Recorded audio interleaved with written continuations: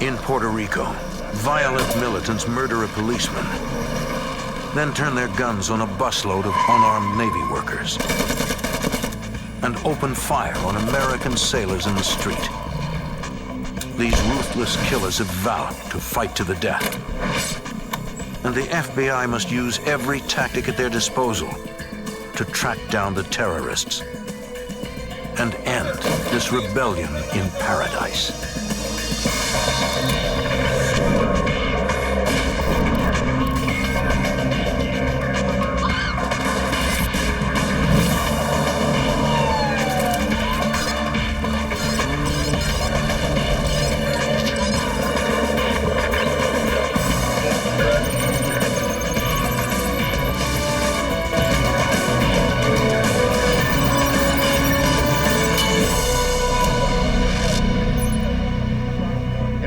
A band of extremists waged a guerrilla war against the United States. Their goal, to make the island an independent nation or die trying. I'm Jim Kallstrom, former head of the FBI's New York office. In 1983, the investigation became personal for agents when terrorists attacked their offices in San Juan. For the FBI, catching the perpetrators would depend on skill, patience, and turning a handful of small clues into one big break.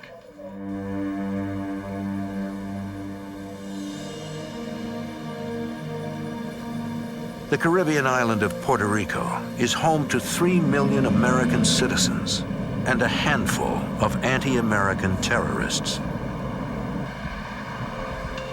On August 24th, 1978, 2 Puerto Rican patrolmen encounter what appears to be a stranded couple. They stop to help. Suddenly, 3 heavily armed men rush them. One patrolman tries to draw his gun, but he's immediately shot and killed. The other patrolman surrenders. The attackers force him into the woods and order him to remove his uniform. Then bind him to a tree with his own handcuffs. Back at the road, the couple attempts to disguise the patrol car so they can drive it to a hiding place. But before they can finish, headlights approach. The man holds up the dead officer's badge. He tells the men in the car to move along, it's a police matter. But the men in the car identify themselves as undercover cops and offer to help. The man urges them to leave. Instead, they grow suspicious.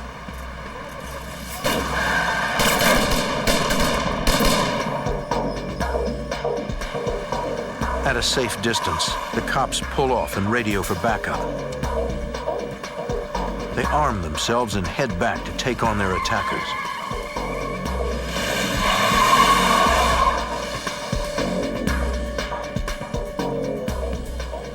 But when the cops arrive, they see no one.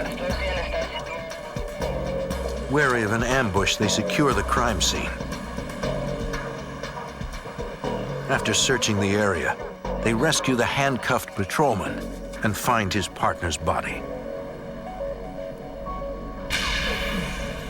5 days later, a previously unknown terror group claims credit for the assault.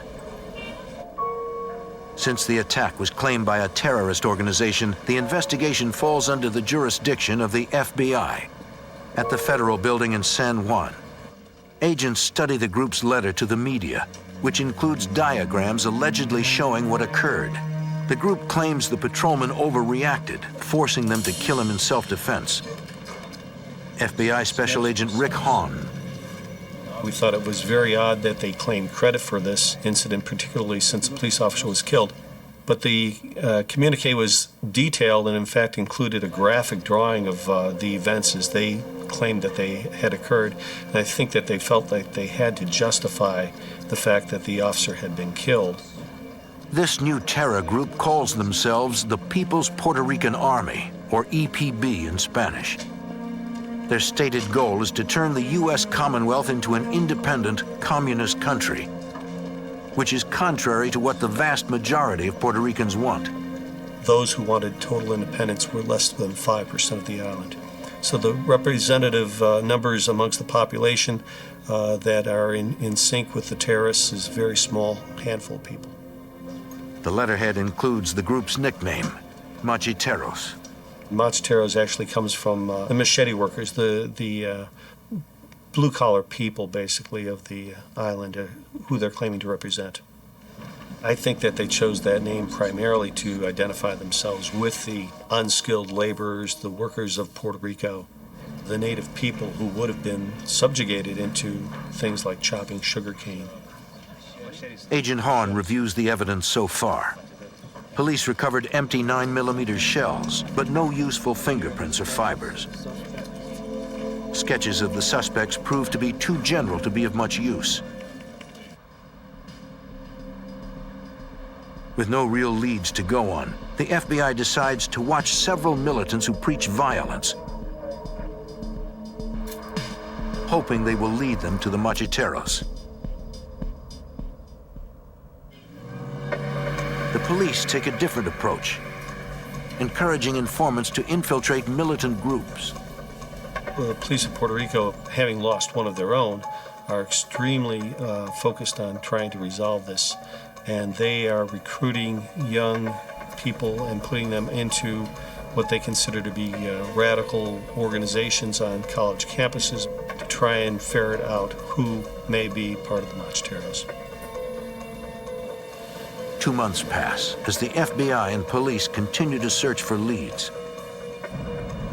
Then, in October 1979, the Macheteros strike again.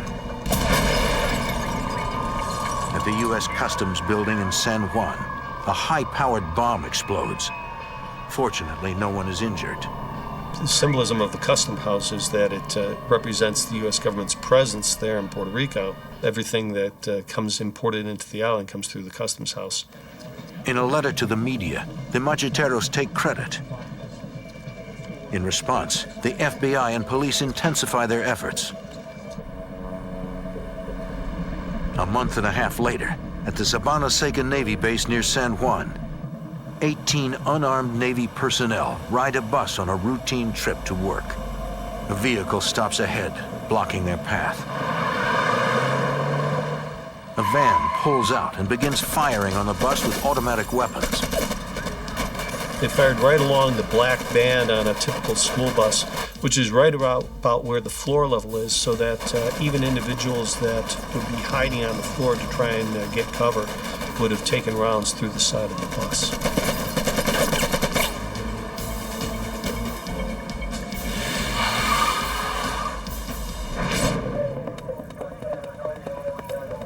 The attack kills 2 people and wounds 9. Agent Hahn coordinates the investigation. This attack was so audacious and so brutal that it clearly upped the ante in terms of what the terrorists were willing to do to the government personnel on the island. This was the first out-and-out planned homicide, and that's clearly what this was. So it clearly upped the ante. Agents collect shell casings. They run the VIN number on the abandoned vehicle and find that it was stolen months earlier. They also check for fingerprints and fibers, but find none. The attackers have left no clues. The media receives a letter from the Macheteros proudly claiming credit. At the FBI lab in San Juan, technicians study the shell casings from the Navy bus shooting. They determined that the majority came from a .45 caliber Thompson submachine gun. The others came from a .223 caliber rifle. Technicians compare the unique markings on the shells to those used in other crimes, but can't find a match. Once again, agents have no real leads. Determined to track down the Macheteros, the FBI brings in dozens of additional agents from the mainland. The additional manpower makes it possible to put intense surveillance on militants believed to be linked to the Macheteros. It's only by watching them, watching their activities, and determining exactly what they're up to on a daily basis that we're going to be able to ferret out who's really a terrorist and who's somebody that's just talking. While the FBI tries to find the Macheteros, the Macheteros have already begun targeting the FBI.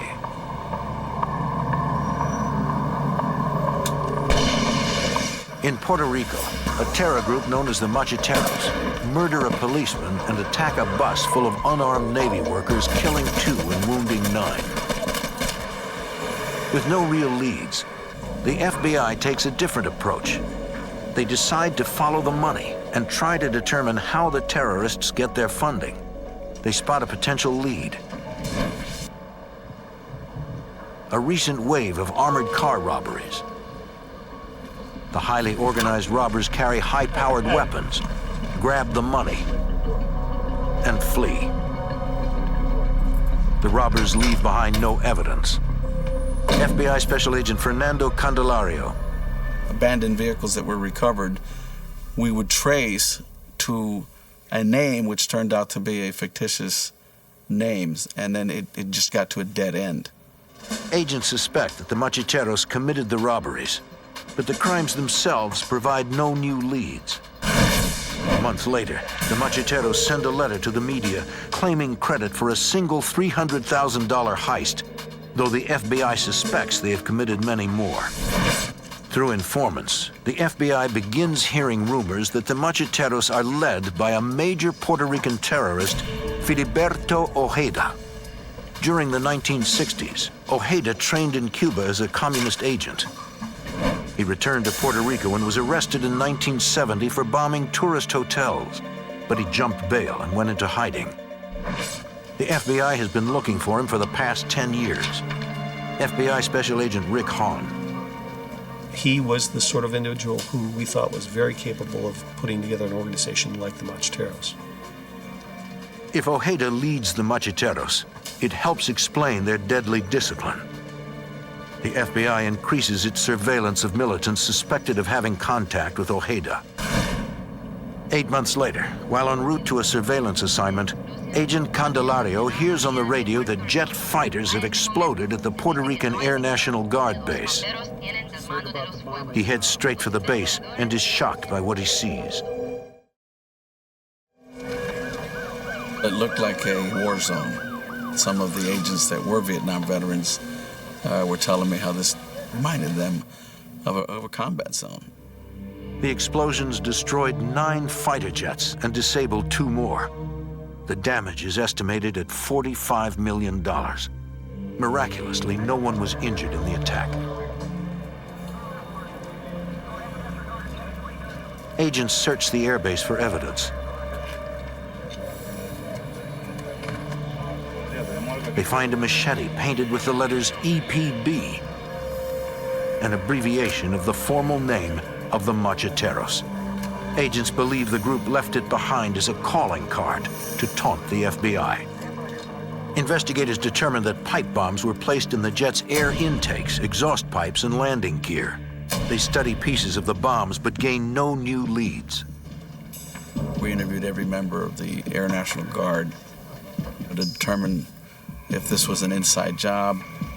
But the investigators conclude that no one from the base was aiding the Macheteros. For agents, it is another dead end. For many, many years, we've just collected a lot of evidence on the Macheteros, but we could not penetrate that organization. Days later, sailors from the USS Pensacola take in the tourist attractions of San Juan, just as they're about to cross a bridge. Bullets rip through all 4 sailors. 1 is killed and 3 seriously injured. In a phone call to a radio station, the Macheteros take credit.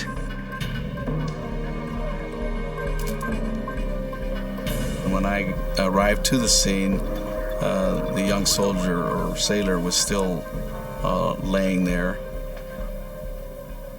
My first reaction is, is thinking about the parents of that young sailor. He's here in Puerto Rico, he's unarmed, has nothing to do with the political situation in Puerto Rico, but he's a U.S. military, and that's the targets that the Macheteros selected. And it was just a tragic situation. At the FBI lab, a technician examines the unique ejector marks on the empty shells. It was determined that the weapon that was used was the .45 caliber machine gun that was used in Sabana Seca. Agents have connected the weapon to at least 2 attacks, but are no closer to identifying members of the Macheteros. Devil's Night, the evening before Halloween. At 7:45 p.m., an event occurs that forever changes the FBI's attitude toward the Macheteros. A huge explosion rocks the FBI's office. FBI Special Agent Jose Rodriguez. The explosion was so loud that they suspected that it was a bomb inside the building. Because I was a bomb technician, I was one of the first people called. Surveying the scene, Agent Rodriguez notices that the window glass has been blown in, not out. That means that the explosion must have happened outside. He searches near the building for evidence. I started looking around, and I was able to find the rocket motor cover with the fins intact in the back parking lot. He recognizes the object as part of an American law rocket, short for light anti-tank weapon.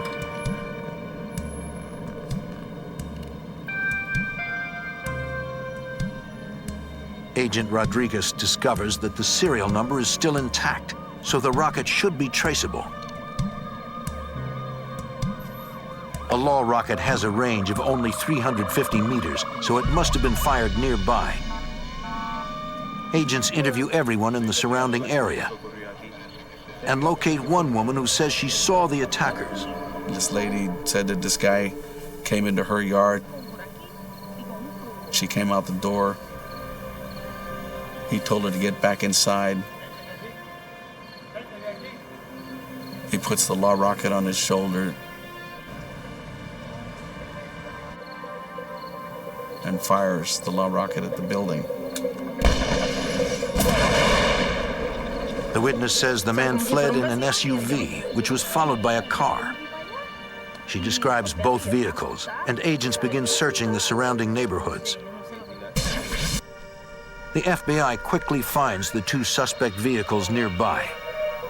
People that lived in the neighborhood told us that they had seen people come dump the vehicle. One of them, the person had actually gotten out of the vehicle and wiped the door, like he was trying to remove evidence of fingerprints from the door of the vehicle, which made it a very highly suspect vehicle. Anybody else? FBI Special Agent Marlene Hunter. Think of anything else? We started interviewing the people to get descriptions of the individuals that left the vehicle and just ensure that the vehicle was preserved until the agents could start processing it for evidence. While interviewing witnesses, agents learn from the media that the Macheteros have claimed responsibility. We took it extremely personal because it was the first time that the Macheteros had attacked the FBI specifically, and we wanted to solve that case. We wanted to charge the Macheteros. To do that, agents must find a way to penetrate their secretive world. The Puerto Rican terrorist organization known as the Macheteros has brought their fight to the FBI's doorstep with a rocket attack on their office in San Juan. Now agents work around the clock to follow up leads. The FBI asks the U.S. Army to run a trace on the rocket's serial number, according to FBI Special Agent Jose Rodriguez. In other words, where did it come from? How did the Macheteros get an American-made law rocket? The military did an outstanding job in tracing it. However, it was told to us that they suspected that some of that lot of law rockets had been left in Vietnam once the Americans had pulled out.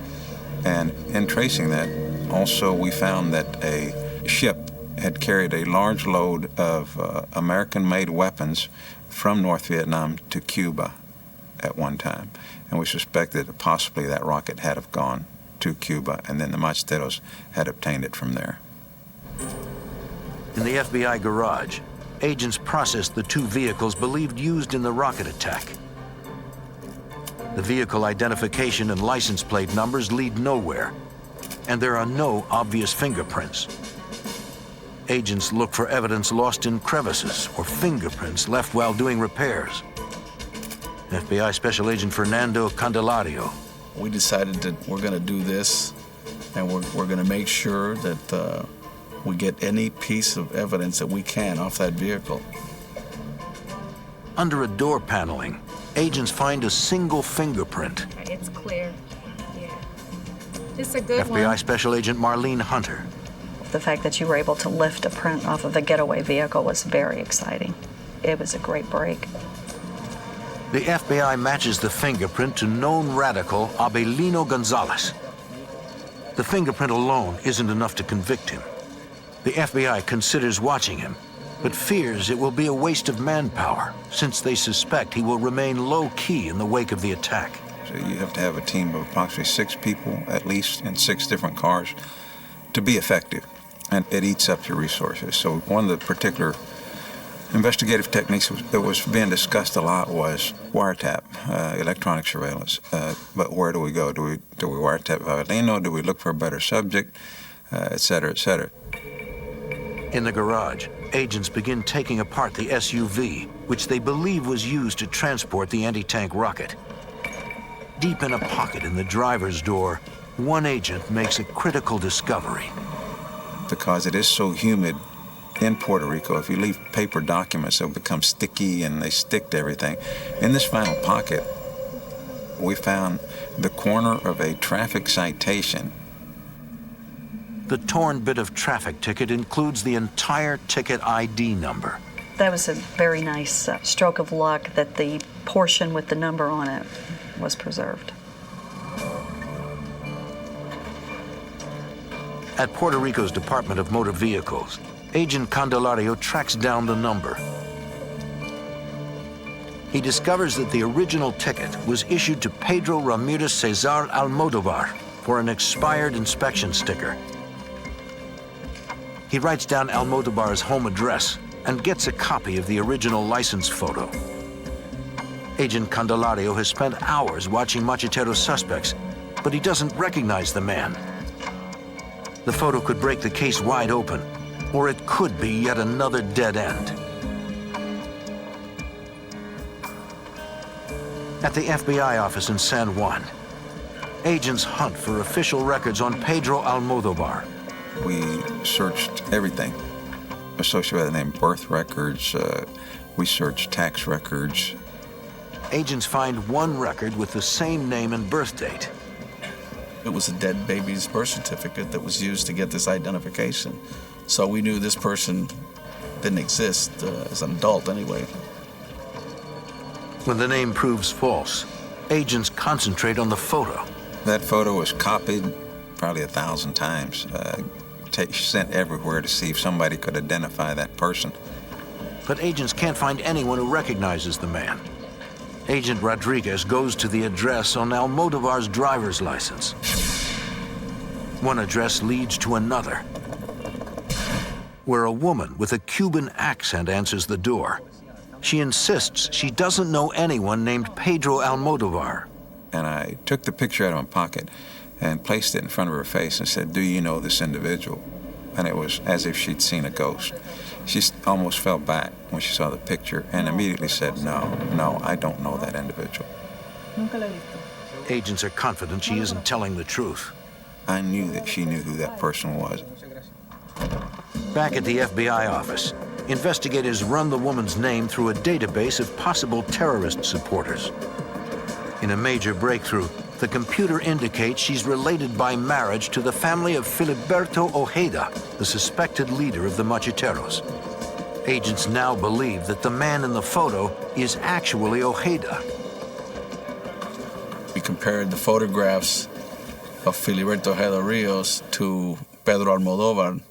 There was a resemblance. Nobody could identify him positively. Agents decide against watching the Cuban woman. They suspect their visit has been reported to the Macheteros, who won't go near her again for months. Instead, agents decide to put intensive surveillance on Abelino Gonzalez, the radical whose fingerprint was found on the getaway car. 2 months have passed since the rocket attack, and agents believe the terrorists may feel safe to begin meeting again. The surveillance teams take great pains to avoid being detected. The rule of thumb on that team was don't get burned. If we pick up an individual and we lose him in the first half hour, then we'll pick him up the next day. 2 weeks into the surveillance, agents watch Gonzalez drive in circles around a parking lot, apparently trying to determine if he's being followed.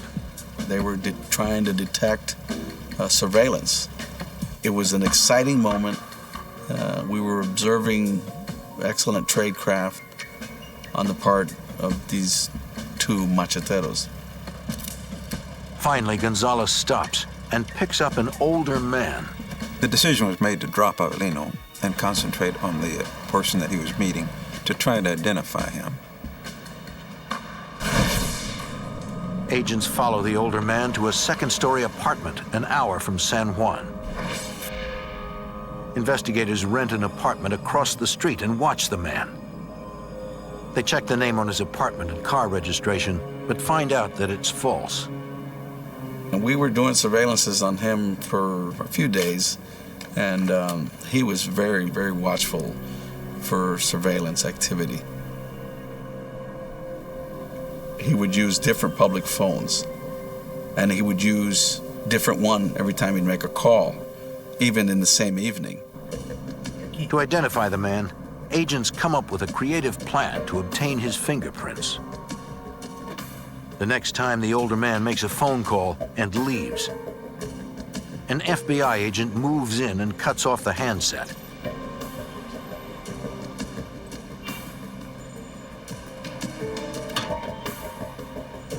Even if the suspect notices the cut cord, agents don't believe it will tip him off.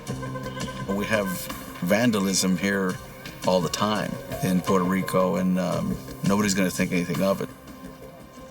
FBI technicians process the payphone receiver and are able to pull fingerprints from it. The FBI lab came back, said that the latent fingerprint that was discovered on that telephone was that of Filiberto Ojeda Rios. The FBI has found the alleged leader of the Macheteros. It was like Christmas come early. I mean, we had confirmed everything that we suspected, and that's when the case was designated a major case of the FBI. Agents could arrest Ojeda on an old warrant for jumping bail. Instead, they decide to continue watching him to try to identify other members of the Macheteros. The FBI wants to take down the entire group and bring peace to this troubled island. A Puerto Rican terror group known as the Macheteros wages an unpopular war for independence, attacking local police, the American military, and the FBI. Although they claim to be freeing the country from American oppression, less than 5% of the island's population supports their cause. After months of intense surveillance of suspected members of the Macheteros, agents have identified the leader of the organization, Filiberto Ojeda, who has been a fugitive for more than a decade. The FBI continues their efforts to identify more members of the group to bring them all to justice. A month after identifying the terror leader, the FBI gets an unexpected break. At an office building in San Juan, police respond to a burglary. An entire floor of the building had been broken into. In one of the offices, authorities found some suspicious documents that appeared to belong to a terrorist group. They called the FBI. FBI agents searched through the office's filing cabinets. FBI Special Agent Marlene Hunter can't believe what they find. Fairly quickly, it became clear that it was the central archives of the Macheteros organization. Not only their archives for historical purposes, but also records regarding future actions that they were going to take. Another interesting find were minutes of meetings that went all the way back to the date they were formed in 1976. It was a gold mine.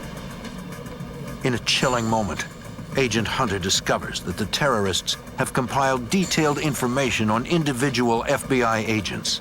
There were files with FBI names and their family members, where their children went to school. The threatening discovery underscores the danger to agents and their families.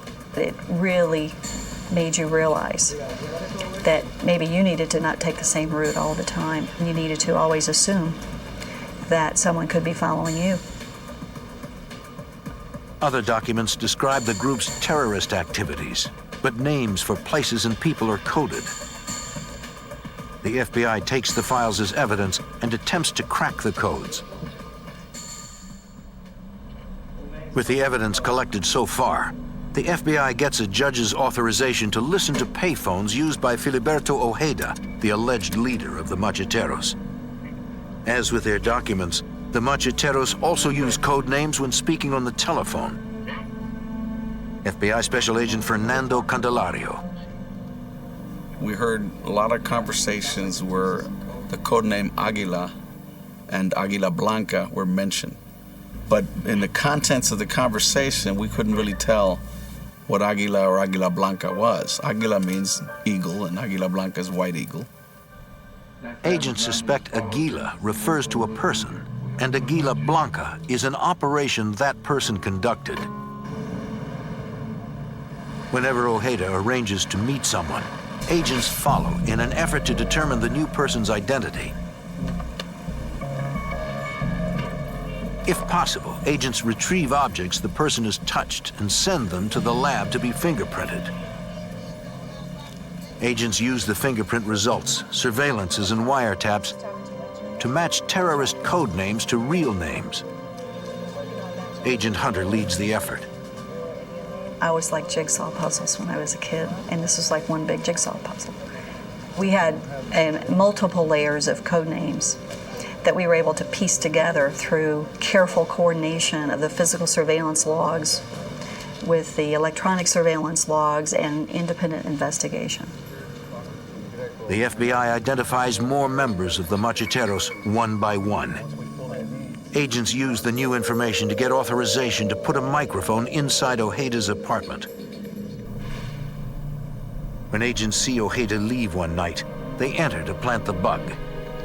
They find the interior doors partly open. Agents recognize this as a clever counter-surveillance tactic. Their MO to protect themselves was to leave interior doors open at a certain gap, and they would measure it. And in case that door was moved by an agent inserting a microphone in that residence, they would know somebody had been in here.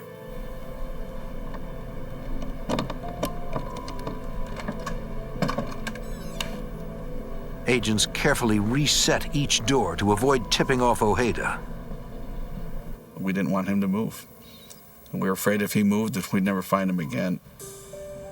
At the FBI office, Agent Hunter continues her efforts to decode a list of names and phone numbers from the Macheteros files. Agents believe the phone numbers have been encoded through a mathematical formula.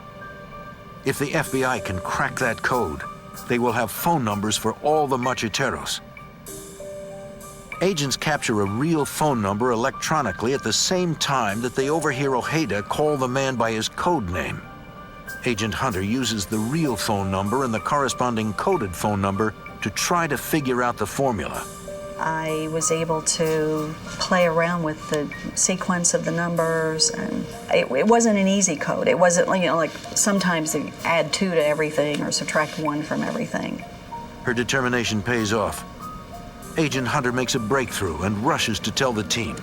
I went over where they were and, I said, "You can't believe this. I just broke the telephone number code." Oh, they were thrilled. Everybody was thrilled with that. That allowed us to decode all the telephone numbers, and we could get the real number, and we could say who the real person connected to that code name was. So we were able to sort of unmask and figure this group out. With the codes cracked and listening devices in place, the FBI overhears the Macheteros arguing over money. FBI Special Agent Jose Rodriguez. Heather wanted to use the money to further the cause of the organization and to establish better relations with the Cubans in Cuba. They had sent, I think it was $2.2 million to the Cubans as a show of good faith. Agents are puzzled by the huge amounts of money that the Macheteros seem to have. But we got $6.8 million that the organization is quarreling over, and we wondered, where did they get this money? Agents totaled the losses of all the recent bank robberies and armored car heists in Puerto Rico, but they don't come close to $6.8 million. Agents send an urgent bulletin to all FBI offices asking if anyone has any unsolved multi-million-dollar robberies. An answer comes from Hartford, Connecticut. A year earlier, at an armored car depot, a guard gave co-workers a knockout drug and stole $7.2 million. Agents in San Juan note that the guard in the so-called Big Sleep heist is Puerto Rican. They suspect that the Machetero operation, codenamed Aguila Blanca, is really the Big Sleep heist. We decided to pull more tapes, previously transcribed conversations where Aguila and Aguila Blanca were mentioned. And now, with the context in mind that this could be the armored car robbery, it started to make sense. The Macheteros had committed this robbery. They hadn't claimed responsibility for it yet, though. It no longer was just an investigation of the law rocket attack on our building. It was a group that had gone to the United States to steal $7 million, which at the time was the second largest robbery in U.S. history. Prosecutors advised the FBI that they would prefer to try the Macheteros in Connecticut for the Big Sleep heist. They worried that a murder trial in Puerto Rico would fail because jurors would be too frightened. It was going to be difficult to get a jury that would be willing to convict, assuming the evidence was right, a member of the Macheteros. The Macheteros, you mentioned that name in Puerto Rico, and it instilled fear. The FBI decides to continue its surveillance until it gets enough evidence to convict the Macheteros of the Big Sleep heist. But before the FBI gets the additional evidence it needs, Ojeda suddenly disappears. Agents fear that Ojeda has somehow caught on to their surveillance. They will have to get their additional evidence elsewhere. The FBI decides to focus on another target, Ojeda's right-hand man, Juan Segarra. Juan Segarra Palmer was a very active member of the organization, what I would call a shaker and a mover. He was the one that made things happen. He was the brains of the organization. The FBI has a microphone inside Segarra's house, but it has gone dead. Agents watch Segarra and his family drive away and move in to repair the bug, leaving the front door unlocked. The agents fix the broken microphone and prepare to leave. Suddenly, Agent Candelario gets an urgent message. When I am wearing an earpiece with a radio unit, and I hear the green station wagon is coming up to the residence. This is the aircraft is calling this out. An FBI plane has spotted the vehicle of a known member of the Macheteros. He pulls up to the house and notices the unlocked door. When we heard he was in front of the door coming in, we went to the bedrooms. Myself and another agent went into the closet. The closets had no doors. The agents know that the Macheteros are almost always armed. They hear footsteps coming closer. If the terrorist comes into the bedroom, the confrontation could turn deadly. Agents repair a hidden microphone in the home of a suspected member of the Macheteros, Juan Segarra. But just as they finish, a terrorist enters. FBI Special Agent Fernando Candelario and another agent hide in a closet, guns ready. It's obviously a member of the Macheteros, a dangerous terrorist organization, coming into this safe house to protect it. We don't know if he's going to come around that corner with a weapon. I'm not going to tell you that we weren't scared. We could hear him speak. He would say, "Aquí no hay nadie. Is there anybody here?" We didn't answer. And he'd go to the other door. "Aquí no hay nadie." The terrorist begins to enter the bedroom. We have no closet doors. We're in an open space. All this guy had to do was walk in and look to his left, and he would have seen us. And we don't know what would have occurred at that point. Had he assaulted us, then there's only one way to go there. We would have shot him. But then he leaves. While the terrorist is in front of the house, the agents escape out the back. Later, agents listen worriedly as the visitor tells Juan Segarra what happened. The terrorists begin searching the house, If they find the microphone, it could ruin years of hard work. FBI Special Agent Jose Rodriguez. What's going to happen to the investigation? Is it burned? Or are all of them going to flee, go underground? But the terrorists fail to find the microphone. Once again, Puerto Rico's high crime rate helps cover the FBI's tracks. We did hear them conversing about this incident. They don't know if it was FBI or not. Could have been a burglar. Agents watch Segarra go out at night to make phone calls, leaving his wife and child at home. Through their listening devices, they hear him make calls to his mistress in Boston about laundering money. She was definitely a player in the organization. She was hiding money for him, and she was also exchanging money that they suspected to be hot for clean bills up in Boston.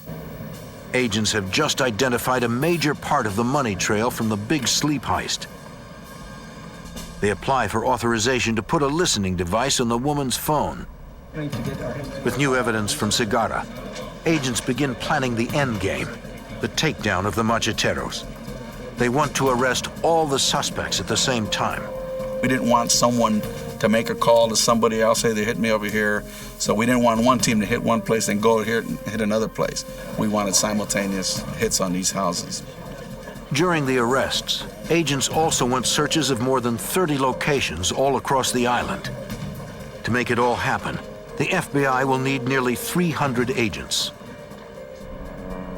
In preparation for the takedown, the FBI secretly flies hundreds of agents and their equipment to a Navy base in Puerto Rico. We brought down in helicopters, we brought down Suburbans, the HRT brought down all their gear. It was very massive movement of FBI personnel, something I've not seen again in my career. But the FBI has to put the raids on hold when the number 2 Machetero suddenly goes to Mexico. Juan Segarra Palmer was a very important individual in this case. A lot of the evidence that would point to his guilt would also point to the guilt of others. We needed him at trial. Hundreds of agents wait for Segarra to return to U.S. soil. From the wiretap on his mistress's phone, investigators know that Segarra plans to return soon. A tense week passes. Finally, Segarra leaves a message on her answering machine. He tells her, I'm in Dallas, and here's my phone number where I can be reached. The FBI uses a reverse directory and finds that the number belongs to a payphone at the Dallas-Fort Worth airport. Dallas FBI agents find Segarra by a payphone, waiting for his mistress to call back. They plan to arrest him at the same moment as the rest of the raid. In Puerto Rico, agents get into position to hit dozens of locations simultaneously. Here's where the adrenaline started pumping. This was a culmination of a lot of intense work on the parts of a lot of people. At the home of Machetero leader Filiberto Ojeda, FBI SWAT and members of the elite FBI hostage rescue team surround the building and order Ojeda to come out and surrender. They were calling him by name, telling him that we had an arrest warrant, asking him to come out, give himself up. Ojeda doesn't answer. SWAT finally decides to go in and get him.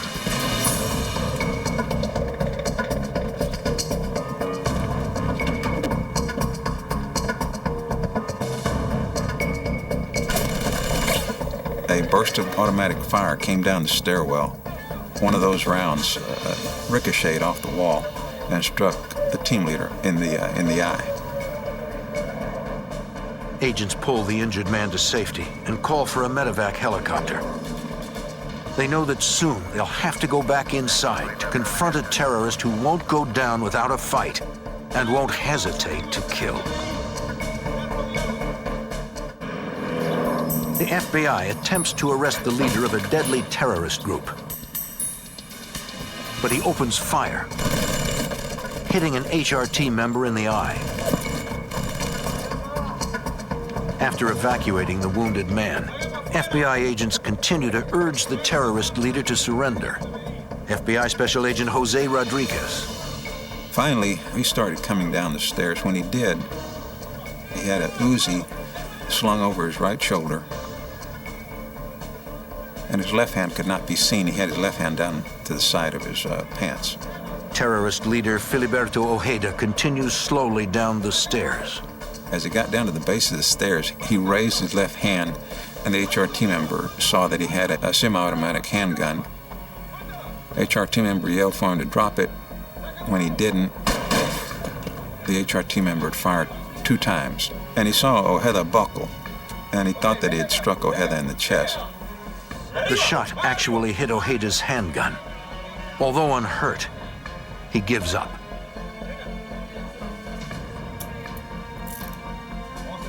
In Dallas, Juan Segarra is arrested without incident. FBI Special Agent Fernando Candelario escorts Ojeda to jail. I told him I'm a Puerto Rican and I have as much right to live here as you do. And he told me, yes, but you're the enemy. If I have to kill you, I will. Over the next 3 years, Ojeda's attorneys do everything possible to postpone his trial. The case was delayed and delayed and delayed, primarily by the defense, because they filed motion after motion after motion. Ojeda Rios was in jail for a total of 36 months, primarily based upon defense motions. After all the legal wrangling, his attorneys now claim he must be released on bond because his right to a speedy trial has been violated. The claim goes all the way to the U.S. Supreme Court. The Supreme Court rules that Ojeda must be released to await trial. Over the FBI's protests, Ojeda goes free, wearing an electronic monitoring bracelet. We knew that wasn't going to hold him. Of course, he wasn't in our custody at that point. He's the responsibility of the pretrial services. While awaiting trial, Ojeda gives speeches to try to build support for the Macheteros. Now he can brag about the Macheteros. Now he's no longer covert, he's overt.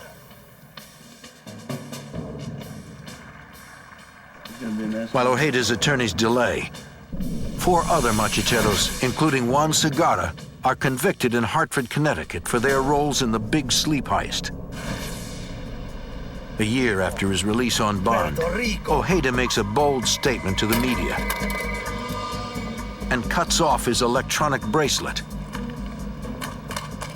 He disappears into the rugged mountains to resume his fight to turn the island into a communist dictatorship. 2 years later, a federal court in Connecticut convicts Ojeda in absentia of bank robbery and conspiracy. With his conviction, 14 of the top Macheteros have been found guilty. While Ojeda is at large, the FBI keeps up the pressure to find him. FBI Special Agent Fernando Candelario. I'm confident that he'll be arrested again because we did it once before, you know, and when we, like they say, we always get our man, and I think that time is on our side. In September of 2005, the FBI locates Ojeda. He is shot and killed after firing on agents. The Macheteros' reign of terror has come to an end. And unless you're committed to go after them with as much commitment as they got, you're not going to get them. They were Macheteros 24 hours a day. The trials also help reveal the truth about the Macheteros. These people don't just want independence for Puerto Rico. These people want something much bigger than that. They want to convert Puerto Rico into the next Cuba. Today, through democratic elections, the people of Puerto Rico retain the right to decide whether to become a state, remain a commonwealth, or become independent.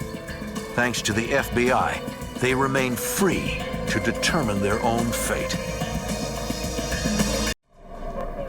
A small town in Nevada faces disaster. A holiday weekend, 250,000 tourists, and a 1,000-pound bomb that could explode at any second. The device cannot be disarmed. It cannot be moved without detonating. Here we have the all clear. Stand by for For the countdown. FBI, it's a worst-case scenario.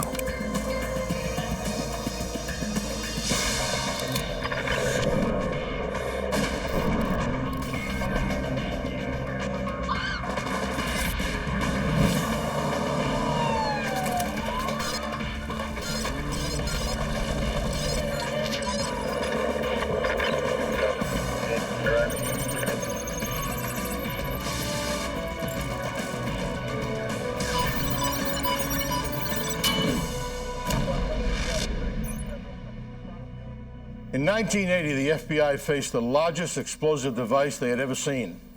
The bomb was sophisticated, carefully constructed, and designed to destroy an entire building. I'm Jim Kallstrom, former head of the FBI's New York office. Agents and bomb experts responded from all over the country. Their mission, to disarm the deadly device and stop the dangerous extortionists who built it.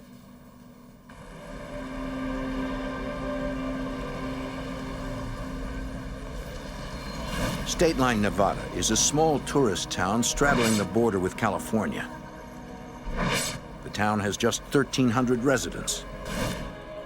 The largest industry is gambling. With all that cash lying around, it makes an appealing target for criminals looking to make a big score. August 26, 1980, 5:30 a.m. at the receiving entrance of Harvey's Casino. Two men tell security they're delivering a new copy machine. The security guard gives them directions to the executive offices on the second floor. He has no idea what he has let in the building.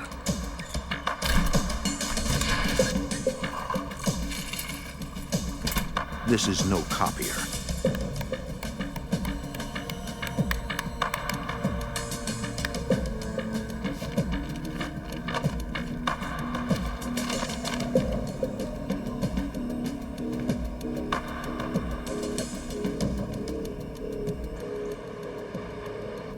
Shortly after 6 a.m., a security guard making rounds notices something unusual. The door to the executive office is jammed. It looks like the lock has been glued shut.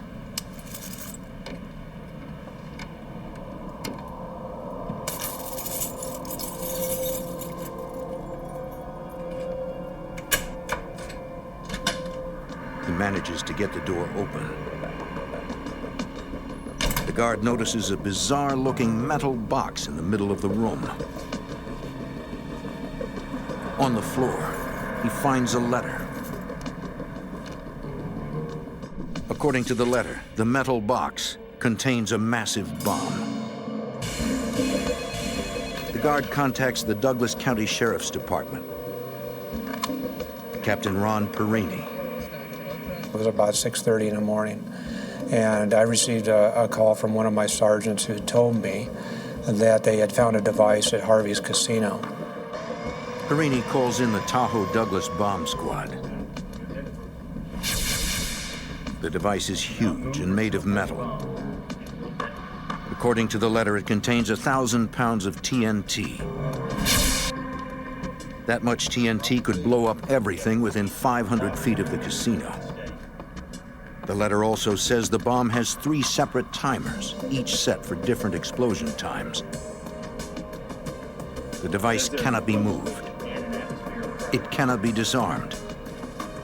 Unless authorities come up with $3 million in cash, the bomber threatens to blow up Harvey's Casino. He also threatens that if the FBI thwarts this plan, then the bomber will strike the same hotel again. Yeah, this thing was big, and if it was real, and it did go off at that time, none of us would be alive. The complexity of the design and amount of TNT tells law enforcement this bomber means business. This device could blow up the entire block, and the police don't even know when it is set to go off.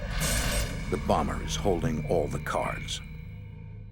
There was no indication from the bomb squad members that this was a false bomb, that it was just a shell. They felt it was very real. So there was a lot of issues going on at one time. How are we going to secure this? How are we going to provide the safety for everyone? The casino is packed with gamblers. The hotel is full of guests. With a bomb that size, police have to get the hundreds of innocent people to safety. Over the next several hours, 600 hotel guests are moved to a nearby high school. And it's scary, to tell you the truth. It's very scary. If this bomb would have gone off in that casino, we would have lost 600 people. As the guests are being evacuated, Captain Perini assesses the situation and determines he needs help. We're a relatively small department, We certainly don't have the expertise as some agencies may have in dealing with extortions and the resources and the money and all the things that go with that to do a proper investigation. So because it was an extortion, we called the FBI immediately. Special Agent Bill Junkie. We typically have extortion attempts at the casinos at State Line. We've had those before. We've had plenty of small bombs placed here and there in various casinos.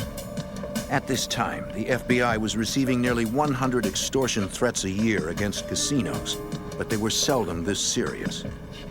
But I never, in my wildest dreams, envisioned a bomb of this size and this complexity. There are 28 toggle switches on the top box. Each one is numbered. They were all in the same position, in a downward position, except for one toggle switch, which was numbered 23. That was in the up position. We didn't know when we looked at those toggle switches, of course, what they went to, what they were for. Any one of the switches could deactivate the bomb or detonate it. They gave me a letter, which turned out to be an extortion letter, that identified various components of that bomb. And reading that letter, I realized we had a big problem here. The letter indicated to us that there was 1,000 pounds of TNT in this bomb. And judging from the size of the large box, I think it was pretty consistent that 1,000 pounds of TNT could fit into that larger box. 1,000 pounds of TNT has a huge blast radius, enough to destroy more than one casino. That would devastate this small town. We blocked off the casino corridor area on US 50, made sure no vehicles could go through. We told the other casinos to vacate the immediate area near Harvey's, and they did that. They even boarded up some of the windows to make sure that if there was an explosion, that would cause the glass to break and hurt others. As the sheriff's department closes down the streets, the bomb squad works on the device. The crew does not wear their bulky bomb suits because nothing could protect them if a bomb this size detonated. First, they want to know exactly what's inside the metal casing. What kind of bomb is it? How big of an explosion is it going to be? Is it going to affect the businesses across the street? Or how far will it go? Is there chemicals involved? Is there even nuclear stuff? Herb Hawkins is the assistant special agent in charge of the FBI's Las Vegas field office. Well, the device was X-rayed in parts because no X-ray machine was that big. So about a third of the device was X-rayed, then another third, then another third.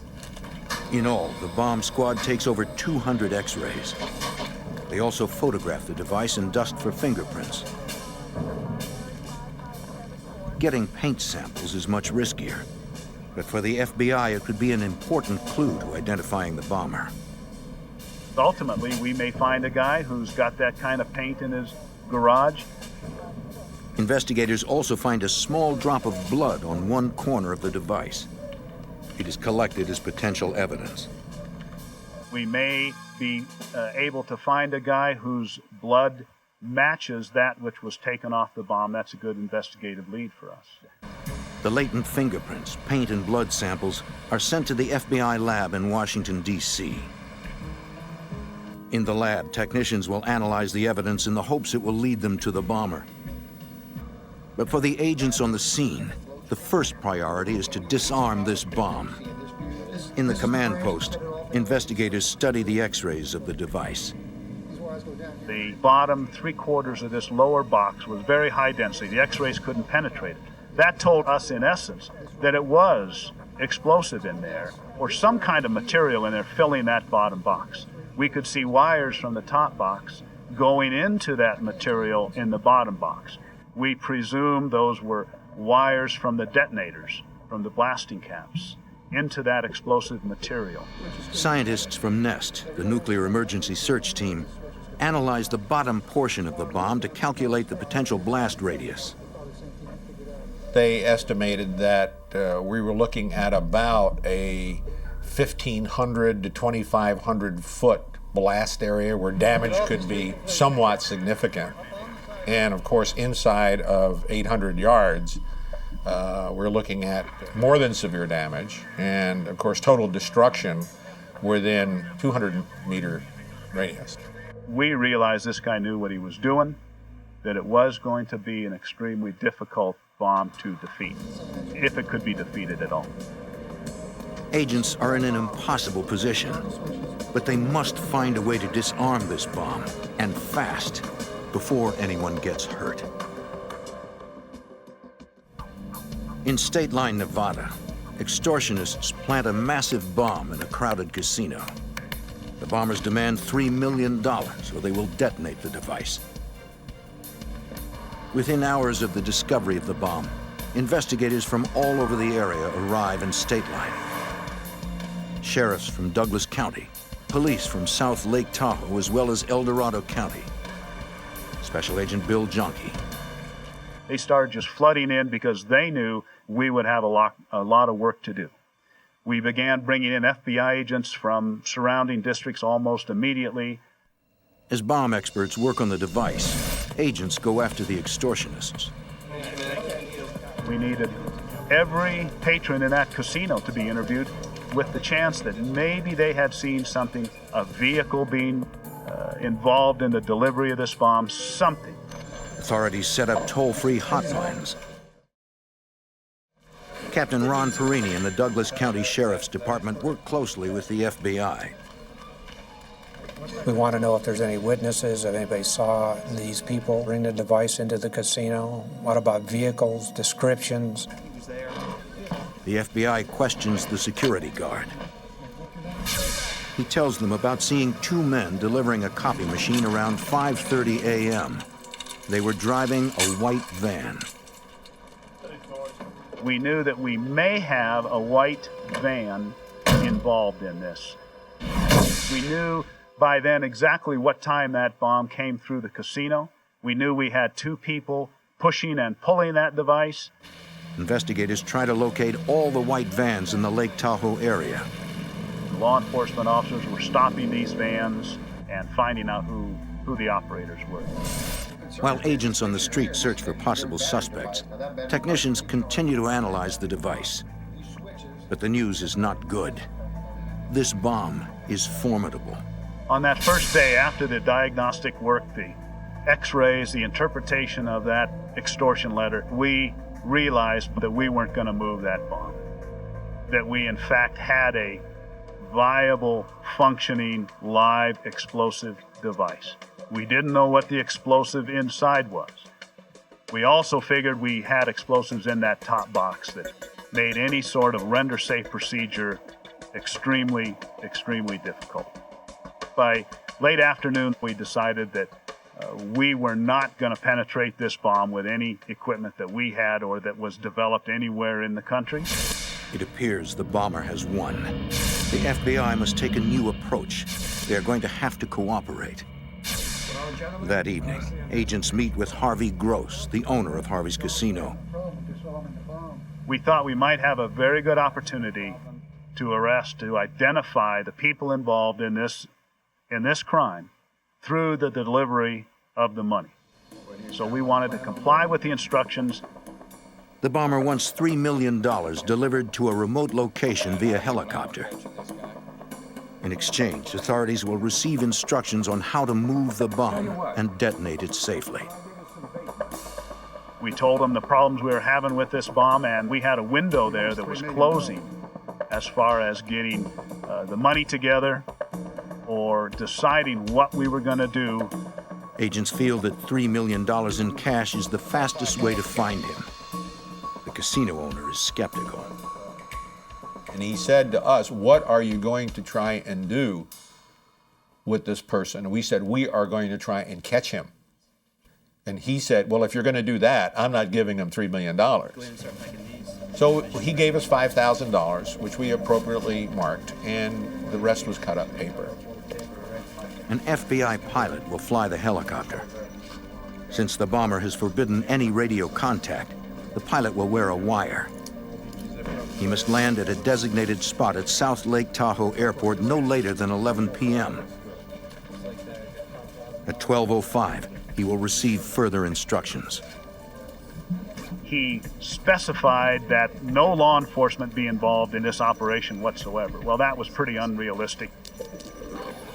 We, of course, had numerous law enforcement people stationed and concealed throughout that airport in an effort to identify anyone that could be seen near that airport that might be linked to this extortion attempt. The pilot lands at South Lake Tahoe Airport at exactly 11 o'clock. In a nearby building, a team of FBI agents and police monitor the pilot's wire. We were waiting for contact from the bomber. And at 12:05, just as he said, the telephone rang in the telephone booth. Okay. The caller instructs the pilot to look under the shelf of the phone booth. There he will find further instructions.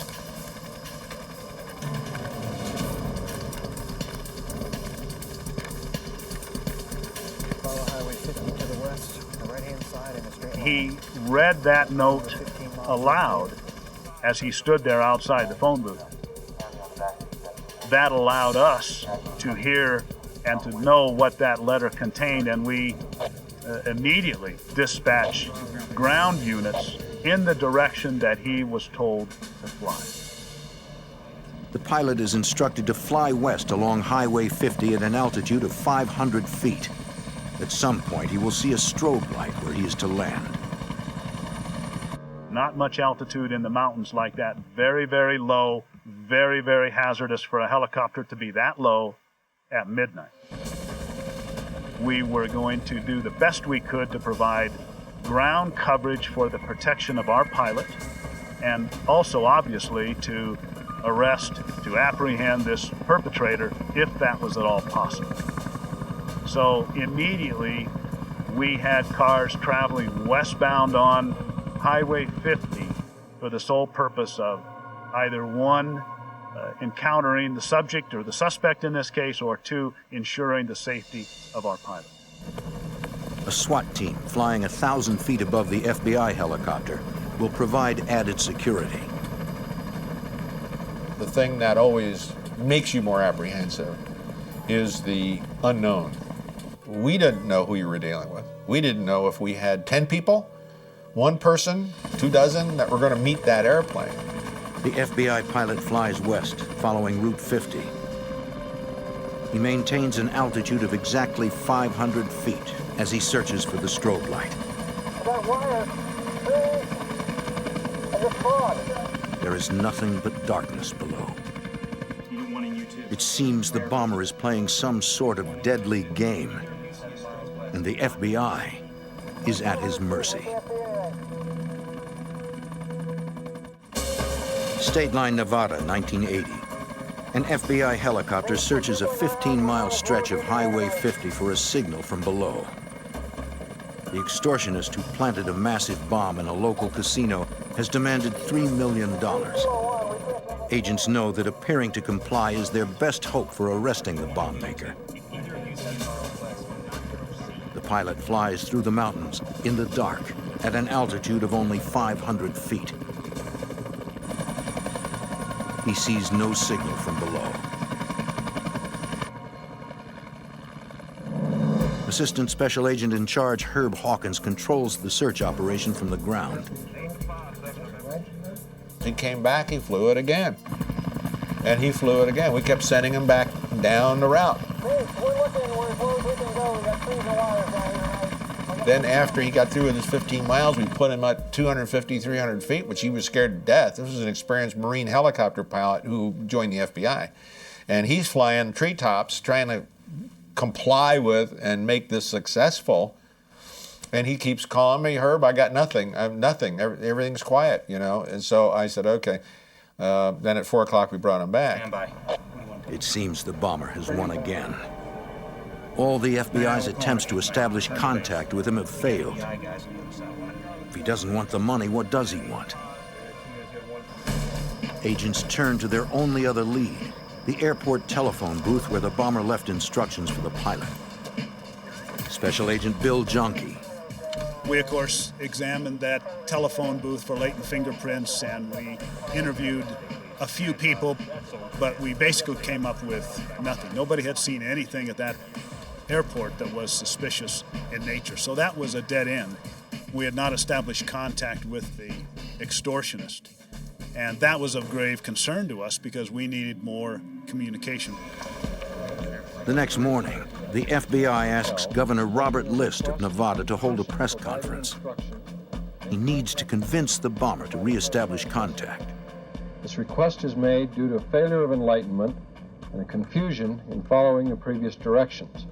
The hotel is prepared to comply and is standing by as before. We had basically silence on Wednesday. I think that the people were too cautious to make another contact. For the Tahoe Douglas bomb squad, it's a potentially deadly dilemma. How can they move the bomb without knowing what's inside? It was very heavy. It was made of steel, and it was loaded with up to 1,000 pounds of explosive. We couldn't just pick it up and carry it out of it. We realized to even move it, even if we had a safe way to move it, would require 3 to 4 people. That's way too many to have anywhere near a device that could explode. Even if they can move the device to the parking lot, then what? We, in essence, have a giant hand grenade here. If it exploded, it would send steel shrapnel all over the place. We really couldn't afford to have it outside. Agents and bomb experts do not know if the massive bomb is set on a timer, if the extortionist can set the bomb off remotely, or exactly how volatile the explosive material inside is. They have some hard decisions to make. One member of the team makes a radical suggestion. Our experts told us, and we all agreed, that if we could explosively separate this top box, knock it off the bottom box at a very, very fast speed with explosives, we could defeat the electrical current from the battery that was being generated and maybe avoid a detonation of the main charge. The plan is to use 6 pounds of plastic explosives to destroy the top box, in essence, the bomb's brain. If they could sever that pulse from actually going down to the dynamite, it may not go off. Everything depends on whether or not the top box is also rigged with explosives. If the top box contained dynamite, then our explosive separation would fail because, in essence, the bomb would, what we call, sympathetically detonate. In other words, the explosion from our attempt to remove the top box would detonate all the explosives in the bomb. It's a risky procedure. The entire casino could be destroyed. They need permission from hotel owner Harvey Gross. And what he did say was, as long as nobody gets hurt, we can't keep doing what we're doing. We're going on for hours and hours and hours, and nobody can come up with a solution other than that, then that's okay. There was tears in his eyes, and he basically was giving us a directive that you take care of everyone here. Make sure nobody's harmed. I don't want anybody hurt. If the device does go off and it destroys a casino, we can rebuild it. The bomb squad sets up a linear-shaped charge, positioning the explosives to destroy the top box. Wires were run from the explosive charge to a window outside and eventually to a firing point out in the parking lot. There is no way to know whether the shaped charge will successfully disable the bomb or detonate it. We hoped that we would separate that top box and that there were, in fact, no explosives in there and we'd have no detonation. But we were fully prepared, and I have to say we expected detonation of up to 1,000 pounds of TNT, as the letter had indicated. So we were prepared for that when we fired that shape charge. At 3:55 p.m., Sheriff Jerry Maple broadcasts a warning. The disarming attempt is about to begin. Okay, we have the all clear. Everybody stand by. 5, 4, 3, 2, 1. In a casino in Nevada, FBI agents faced the biggest bomb they've ever seen. A device packed with 1,000 pounds of explosives. Their only option, blow the control box off the top of the bomb with a small explosive charge. Call you to stand by for countdown, please. Special Agent Bill Jonke watches from the roof of a nearby casino. We had high-speed cameras prepared for the detonation. We were watching. We were keeping our fingers crossed. We, of course, could hear over the radio literally the countdown. 5, 4, 3, 3, 2, 2, 1, 1.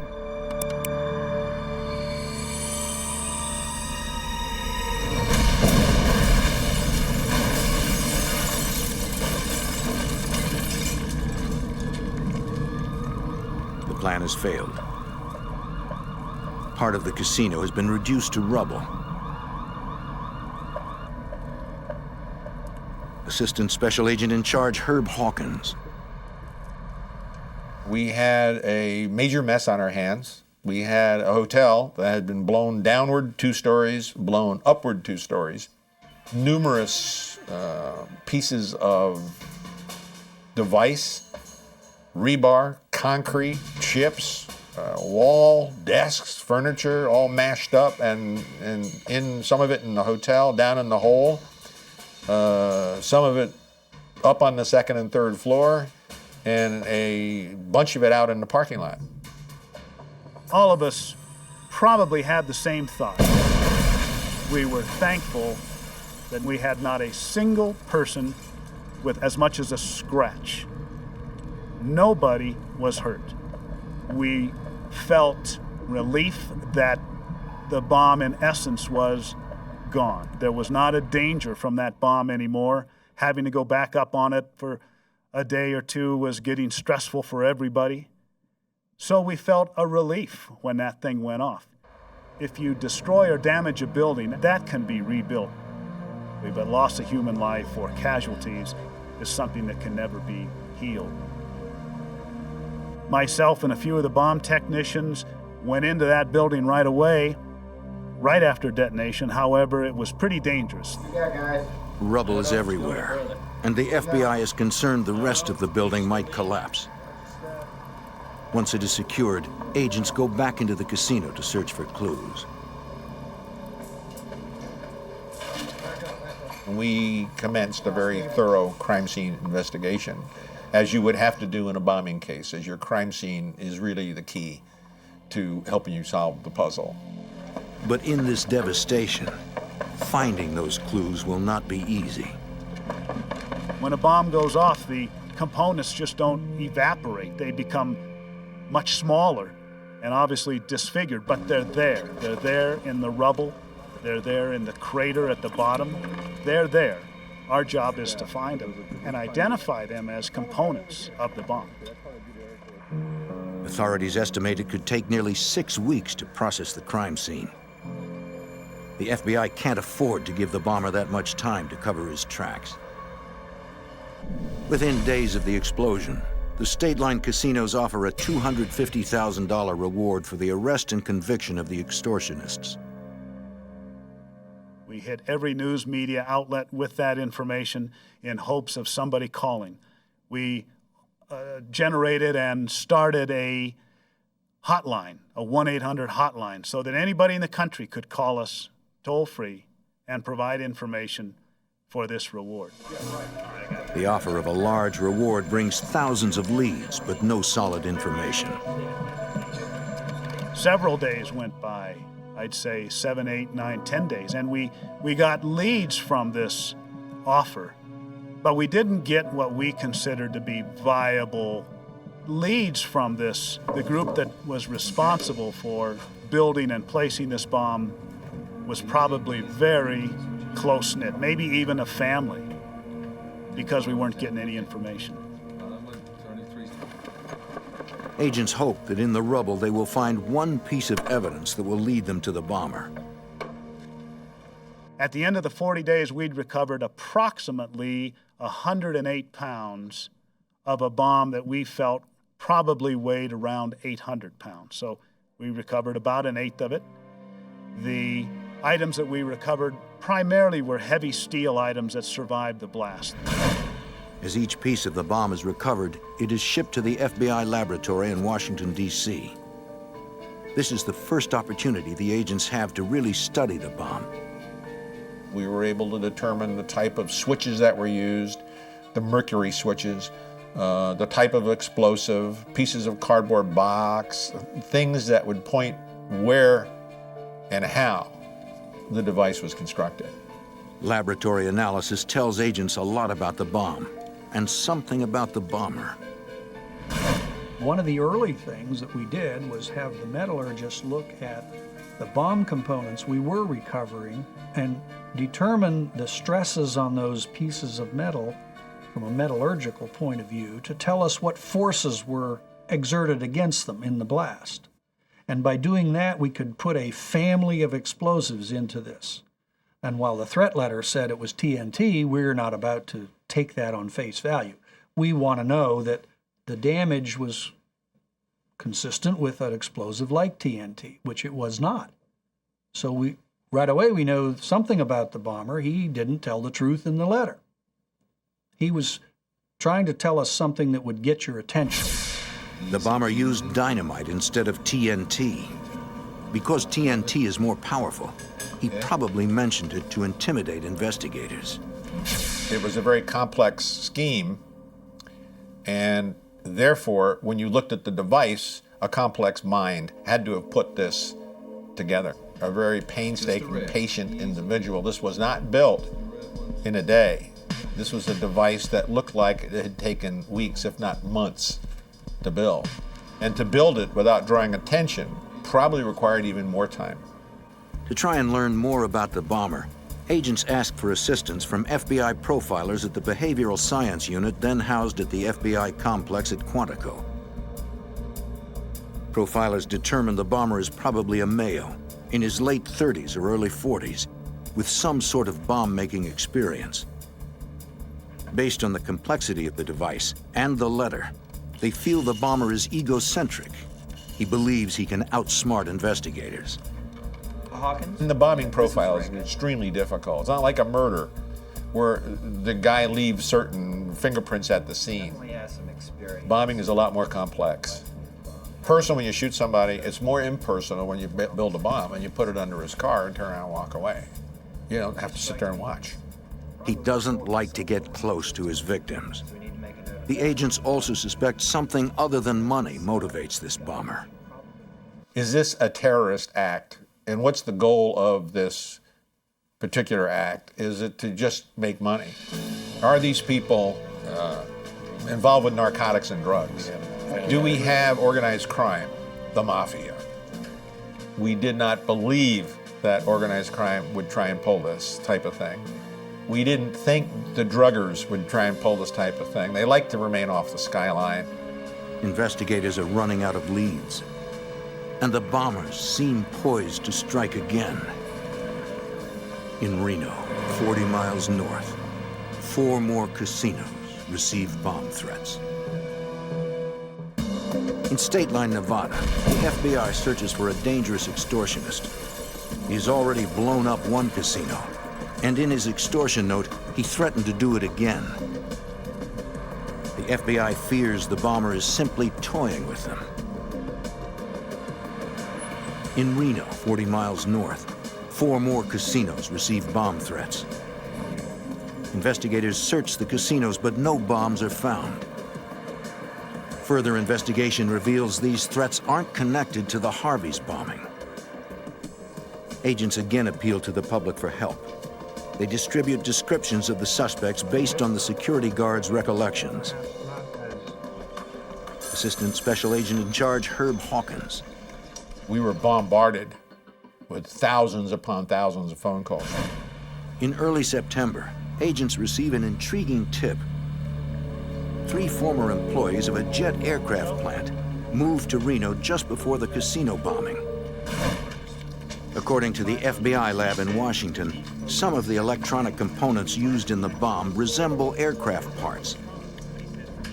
Aircraft engineers could have the technical savvy to put together a device like this. Special Agent Bill Junkie. They fit our profile, if you will, of being a group. They had access, they had experience in explosive work. They looked pretty darn good.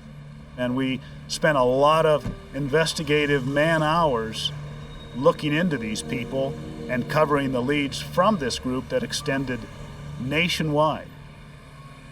We focused on this group with a lot of our resources for 2 to 3 weeks before we were finally able to eliminate them as suspects. It's one of many dead ends, and the bomber has gone strangely silent. Desperate for leads, investigators review every phone tip they have received since the bombing. Assistant Special Agent in Charge Herb Hawkins wades through thousands of memos. On October 1st, a small tip catches his eye.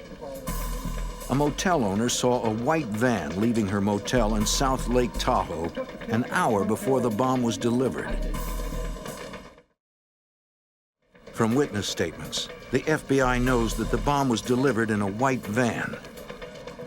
Hawkins thinks it's too close to be a coincidence. When I picked that memo up, first it came in on the 800 line and no one looked at it. It's now a month old. And a suspicious vehicle leaving at 4:30 in the morning in a van needs to be covered. Agents interview the motel owner who called in the tip.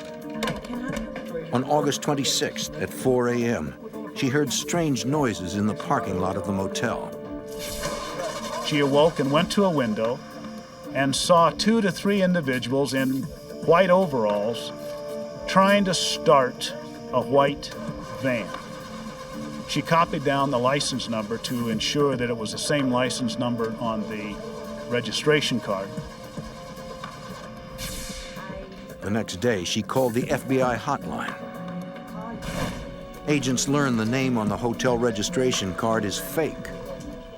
They run the license plate number of the white van through the California Department of Motor Vehicles.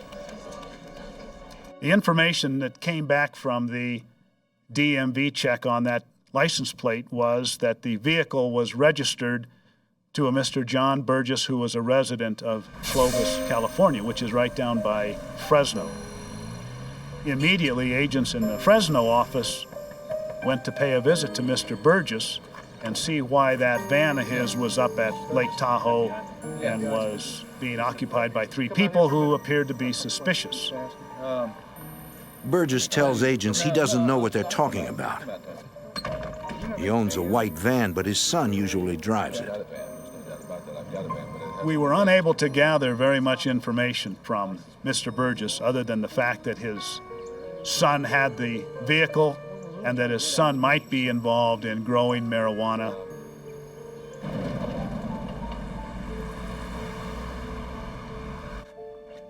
Agents interview Burgess's son in Fresno. They ask him what he was doing in Tahoe at 4 o'clock in the morning and why he used a fake name on his registration. The young man told the investigators that he was up at Lake Tahoe looking for a place to grow marijuana. These agents realized that Lake Tahoe is at an elevation of 6,200 feet plus. It is not conducive whatsoever to growing marijuana because of the climatic conditions. So that was a pretty lame excuse. Agents suspect Burgess's son is lying, but they don't know why. They don't think he's the bomber. At 18, they feel he's too young to construct a bomb this complex. Agents move on, searching for more viable leads. The investigation into this bombing wore on and on and on. We interviewed well over 400 people, suspects in this bombing, throughout the country. The bomb caused $3 million in damage. The people behind this must be stopped before they build another bomb. But agents are running out of leads. They have not heard from the bomber in months. By November, all but 16 agents are called home.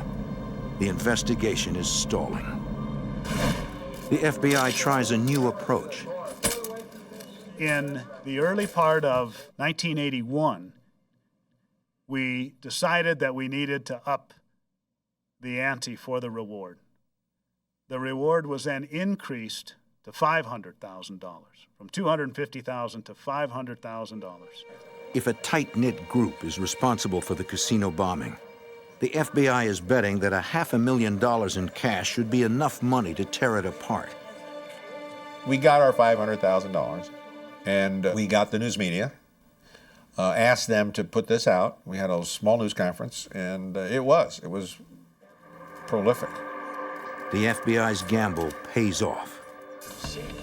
And it wasn't but a very short time, maybe a few days, that our phone call came in. A young man called the Fresno office of the FBI and told them that we had been close, but we weren't on the right guy. He told us that it was not the young son of Mr. Burgess that we should be looking at, that it was in fact John Burgess Sr. himself who was responsible for this. The tip makes sense. Although John Burgess didn't appear to be a likely suspect, agents have never resolved why his son was in the Tahoe area when the bomb was delivered. Within days, the entire investigation is moved from State Line, Nevada to Fresno, California. There was already a resident agency there, but we established another office there, and we brought in another 30, 40 agents to Fresno to begin our focus on John Burgess. I personally believed that this was our guy. There was a family situation involved. He had two sons who could have helped him and would not have participated in the reward. They would have kept their mouths shut like we expected. And I moved down to Fresno with great anticipation. I thought, this is it. The FBI suspects John Burgess Sr. is the casino bomber, but they still need evidence linking him to the crime before they can make an arrest. A major casino lies in ruins, decimated by a massive bomb. The FBI suspects that John Burgess, a Fresno landscaping contractor, is the mastermind behind the devastating bomb. Special Agent Bill Jonke. Our investigation of John Burgess Sr. included everything we can think of. We talked and interviewed his relatives, his friends. We surveilled him day and night. We checked his background. We checked people who had worked for him. Burgess has an interesting past, according to Special Agent Herb Hawkins. He was a Hungarian immigrant who had run afoul of the Soviets during the Hungarian Revolution. He went to a slave labor camp, exiled by the Soviets to that area, and had a great amount of work with explosives. Through interviews, agents learn that Burgess is in financial trouble. In March 1980, the IRS filed suit against him for $34,000 in back taxes. He also owes Harvey's casino $15,000 in unpaid gambling markers. 21. His gaming losses that he told us about and that we had verified through records beforehand only led to make him a stronger suspect, because we always felt that whoever did this had a grudge against Harvey's casino, probably owed him money or had lost money, so it really fit perfectly into our bomber profile. Agents feel John Burgess has the skill and the motive to bomb Harvey's casino. Now they need to prove it. Myself and another agent were assigned to contact Mr. Burgess every single day, 7 days a week. Just pay a visit to him and talk to him, get him to talk. Some days he'd yell and scream at us and wouldn't let us in. Other days he'd let us in and talk to us. Burgess is very egotistical. He likes to talk about his successful landscaping business and his skill in electronics. The profilers were correct. Things started to fall into place in terms of background. Now we needed to find out, there in Fresno, did he build the device there, and where did he buy the stuff to do this? You have bombing, one of the first things you do is you start looking around for thefts. Where could this stuff have come from? They could make it themselves, they could import it, they could steal it, they could buy it. You go to the ATF and pull all the theft reports. Agents learned that 1,000 pounds of dynamite was stolen from a construction site near Burgess's home prior to the casino bombing. So the puzzle started to come together, and it was time that we got people to start talking to us from inside the family. Agents interview a member of Burgess's extended family who owns a large turkey farm near Fresno. They're particularly interested in the switches on a feeding mechanism Burgess constructed for the farm. It was identical to the construction of the bomb. It was the same type of plastic material that he used, the same kind of soldering that he used. Agents turn up the pressure on Burgess's sons and finally persuade them to talk.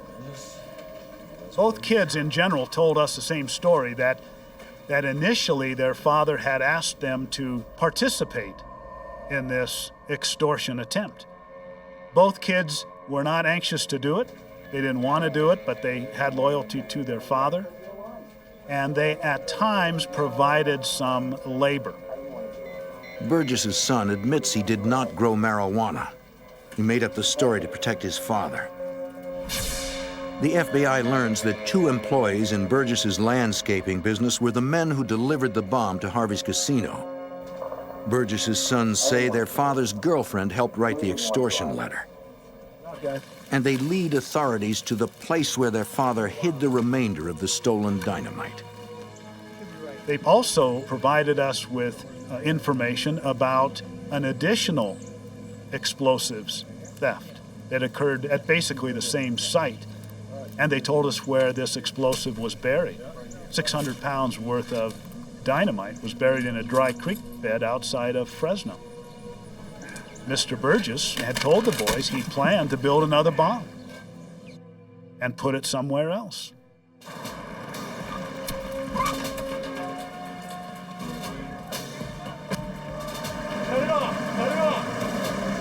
On August 16, 1981, John Burgess is arrested as he tries to leave his home. Burgess and his co-conspirators are charged with commercial extortion and conspiracy. Burgess's sons plead guilty to conspiracy and are sentenced to probation. On April 15, 1985, John Burgess is convicted and sentenced to life without the possibility of parole. The FBI lost a building, but the operation was a success.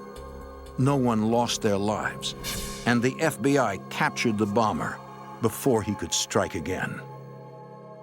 So we learned a lot about processing large building bombing. What you have to do first, second, and third, where the pitfalls are, where the dangers are. Now, unfortunately, since then, all around the globe, we've had opportunities to practice the lessons and refine the lessons that we learned there. In Beirut, armed extremists seize a plane to make a political statement. They terrorize the crew and passengers, including 2 U.S. citizens. As attacks increase against Americans abroad, the FBI and the CIA undertake a daring operation to arrest a hijacker and to send a powerful message to terrorists everywhere.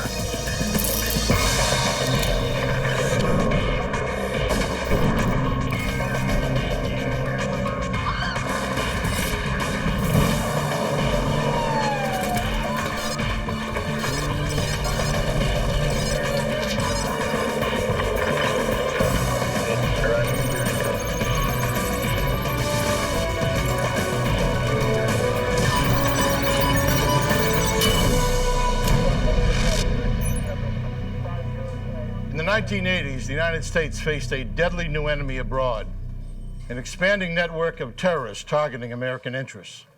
Hundreds of innocent people were killed in bombings, executions, and hijackings. I'm Jim Kallstrom, former head of the FBI's New York office. As the violence escalated, the U.S. government responded with new laws that gave the FBI broader powers to go after these radical extremists. This is the story of one of the FBI's first cases in the war on terrorism, a war that started long before September 11th. Hi there. How are you doing today? Thank you.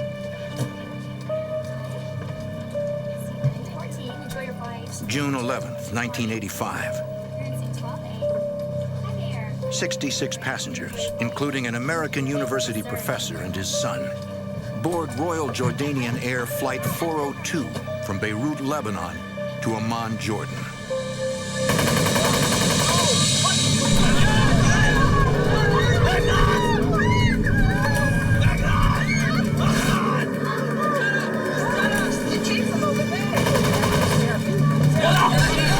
A gang of heavily armed terrorists overpowers the passengers and crew.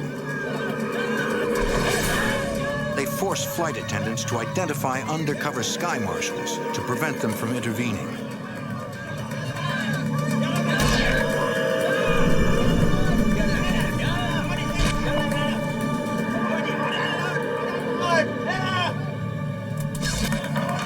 The lead hijacker forces his way into the cockpit and orders the crew to take off. Once in the air, he demands that the captain fly to Tunis.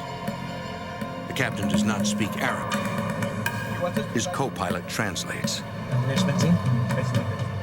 The hijacker wants to force a meeting with the Lebanese ambassador and the chairman of the Arab League, Chadley Khalibi. The goal, to make demands, including the removal of 20,000 Palestinians from Lebanon. As the plane flies toward Tunis, the terrorists beat and torture the sky marshals. They appear to have complete control until the aircraft finally enters Tunisian airspace. Former member of the F.B.I.'s International Terrorism Squad, Special Agent Tom Hansen. They were denied landing authority, and in fact, the Tunisian authorities blocked the runways with fuel and water trucks. The main hijacker had conversations over the aircraft radio with the tower. This went back and forth for an extended period of time, and he was simply unable to break the Tunisian will to allow the aircraft to land. Unable to force a meeting with Arab League Chairman Chadley Khalibi, the hijacker reads his statement to the control tower. The aircraft continues to circle the Tunis airport, becoming dangerously low on fuel. The pilot convinces the lead hijacker that to avoid crashing, they must fly to Palermo, Italy to refuel. When we're dangerously low on fuel, we're going to land in Palermo.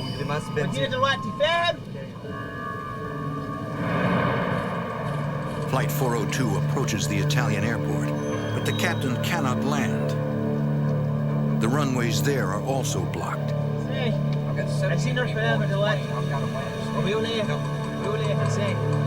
He informs the air traffic control that they must either allow the plane to land or clean up the wreckage. The tower finally complies.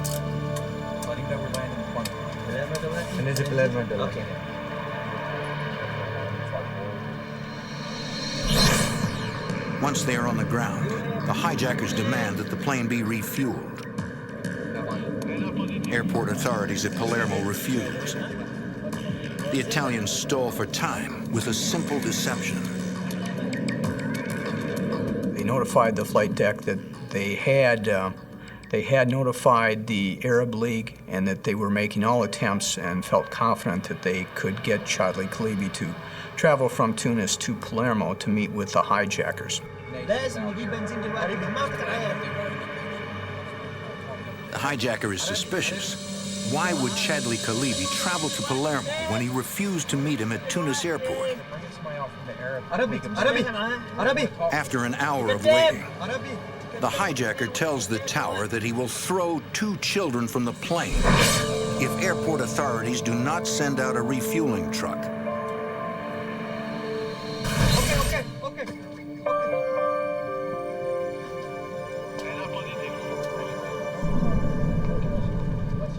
10 minutes later, Flight 402 is refueled and heading back to Tunis. For the second time in one day, the plane circles above Tunis International Airport. The captain tells the tower that the hijacker wants to read his statement on Tunisian radio a state-run network. The air traffic controller responds that they cannot patch him through. They don't have the equipment. Listen, he doesn't even speak English, okay? To appease the hijacker, the captain lies to him and tells him the tower has agreed to broadcast his statement. Flight 402 returns to Beirut International Airport.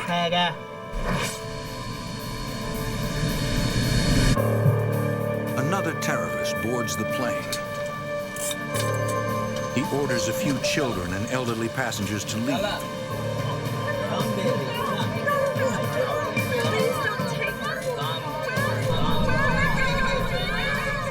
He relays a message from a superior, instructing the lead hijacker to fly over Jordan and Syria to read their proclamation. The plane again takes off. But after spending more than 24 hours in the air, the lead hijacker decides to turn back. He did not feel that they were getting a bang for their buck, so to speak. So the aircraft never went to Jordan and never went to Syria. The aircraft circles Lebanon for several hours before finally landing in Beirut. Determined to get their message across, the hijackers rigged the nose of the aircraft with plastic explosives. At 9 a.m., the lead hijacker calls the tower. He vows that if 20,000 Palestinian refugees are not expelled from Lebanon by 2 o'clock that afternoon, he will kill the remaining hostages.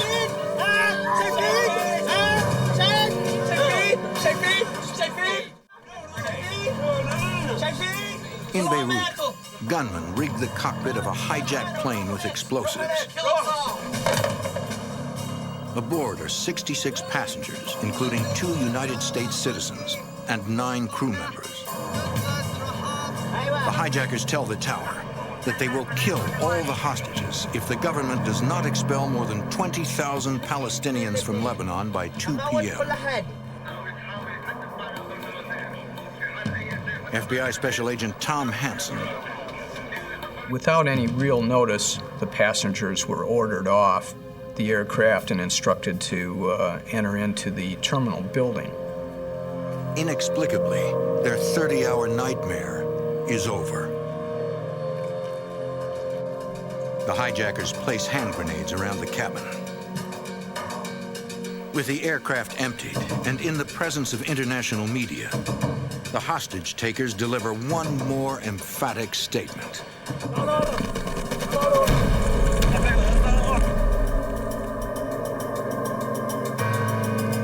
U.S. federal law enforcement agencies are determined to catch the hijackers. For the FBI, it is an historic moment. For the first time, they can legally pursue terrorists who have attacked Americans overseas, a power they had only recently acquired. In the early 1980s, Lebanon was a country ravaged by civil war. With the central government in shambles, Christian and Muslim militias clash, fighting for control. Beirut, once considered the Paris of the Middle East, is reduced to rubble.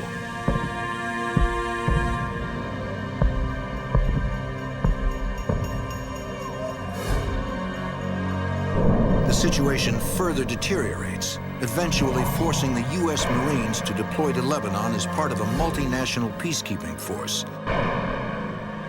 The violence only escalates. In October of 1983, a suicide bomber detonates a truck full of explosives at the Marine barracks at Beirut International Airport.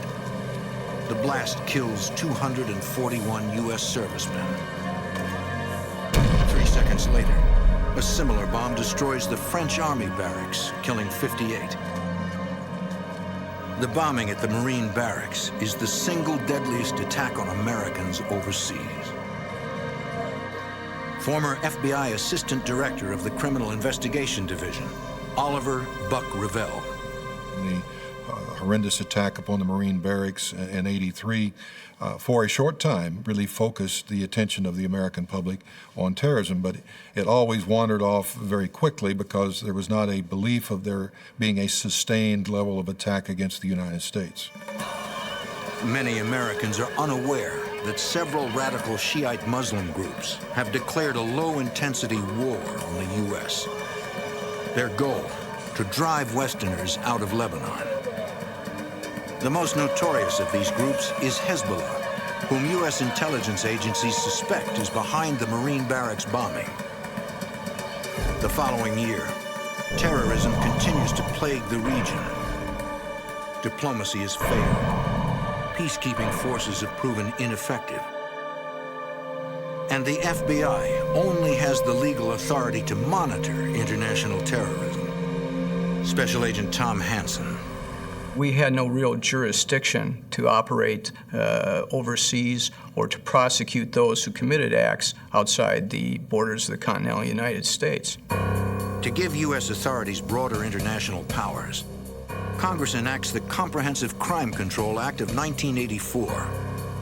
This new law allows the FBI to apply existing kidnapping and air piracy laws to crimes committed against American citizens overseas. So from that point on, any terrorist group who took an American hostage anywhere in the world, including aircraft hijackings, became the subject of an FBI investigation. The hijacking of the Royal Jordanian flight violated the anti-hostage-taking statute that had been passed in 1984 for the very first time, and it involved the FBI then initiating an investigation. Even though the plane had never been in the United States and it was not a U.S. carrier, there were Americans on board, they were held hostage, and therefore the statute was violated. Tom Hansen becomes the lead agent on the case. The actual investigation regarding the hijacking of Royal Jordanian 402 started off as a basic intelligence effort to gather as much information as possible. The FBI knows the two most active terrorist groups in Beirut are Hezbollah and the Amal militia, another Shia faction formed during the Civil War. Here's the plane. They suspect it is the Amal militia who is responsible for the hijacking. Here's everybody loading. They control security at the Beirut airport, giving them access to the plane. Also, the hijackers' anti-Palestinian statements are typical of the group. Former FBI Executive Assistant Director Buck Revell. There was a dichotomy between the Hezbollah and the Amal, in that the Amal wanted to remove the Palestinians from the south of Lebanon to send them back into Israel or elsewhere, whereas Hezbollah was supportive of the Palestinian movement, particularly the PLO. Both groups use extreme measures to get their message across.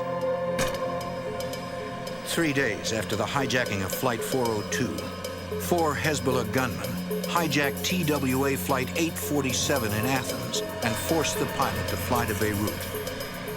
This was primarily an American flight. There were over 140 passengers on board, many of them American citizens. The Hezbollah made a number of demands in conjunction with this aircraft hijacking, specifically for the release of certain Hezbollah Shia prisoners, as well as certain Palestinian prisoners. Demands which, of course, the United States had no control over, and of course it was against U.S. policy to make concessions to terrorist organizations. The hijackers forced the TWA jet to fly back and forth between Beirut and Algiers. At each stop, they released women and children. In Beirut, the terrorists decide to prove they are serious about their demands. They kill U.S. Navy diver Robert Steedham.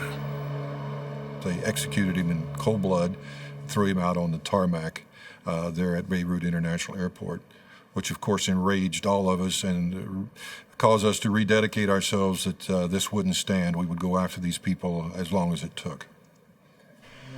39 hostages remain, all Americans. The hijackers move them off the plane and hold them at several locations around Beirut. President Ronald Reagan reacts. Terrorists, be on notice. We will fight back against you in Lebanon and elsewhere.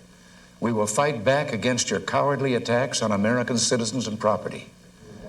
Authorities consider possible diplomatic strategies. There were continuous meetings in the sit room at the White House. We were trying to come up with some basis to effect the release of the hostages. This was probably the most stressful circumstance during my 12 years in charge of the terrorism program. We were using every intelligence means available to us. CIA assets, technical means, intelligence from allied services, through diplomatic channels. It was an all-out effort to obtain any and all information about who was holding the hostages, where they were being held, under what circumstances, and of course, any information that would allow us to locate and potentially rescue the hostages. As U.S. agencies gather intelligence, 39 American lives hang in the balance. June 1985. Hezbollah gunmen hijacked TWA Flight 847 in Athens and forced the pilot to fly to Lebanon. They hold 39 passengers hostage all over Beirut. The U.S. Department of State applies diplomatic pressure, trying to secure the release of the hostages.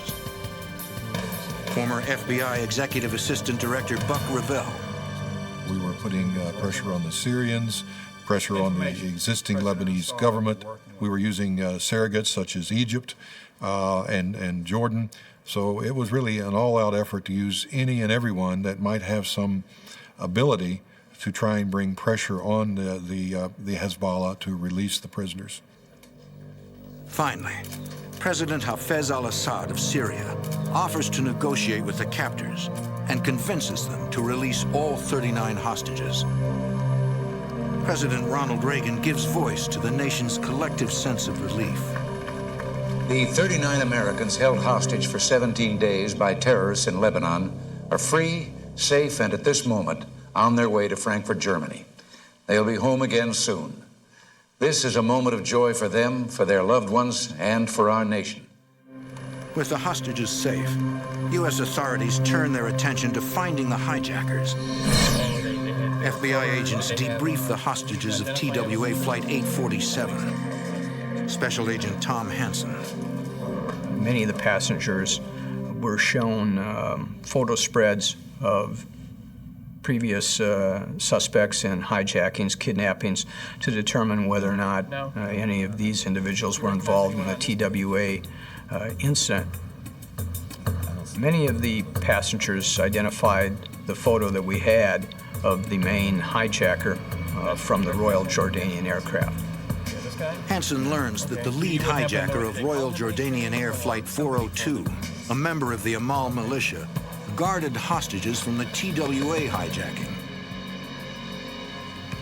They gave accounts of conversations with this individual who admitted that he was one of the Royal Jordanian hijackers and asked them if they had seen the aircraft and basically bragged about his role in that incident. Investigators have identified a prosecutable subject. But gathering information on a Beirut-based terrorist is difficult at best. At the time, a boundary called the Green Line divides Beirut into the Christian East and the Muslim West.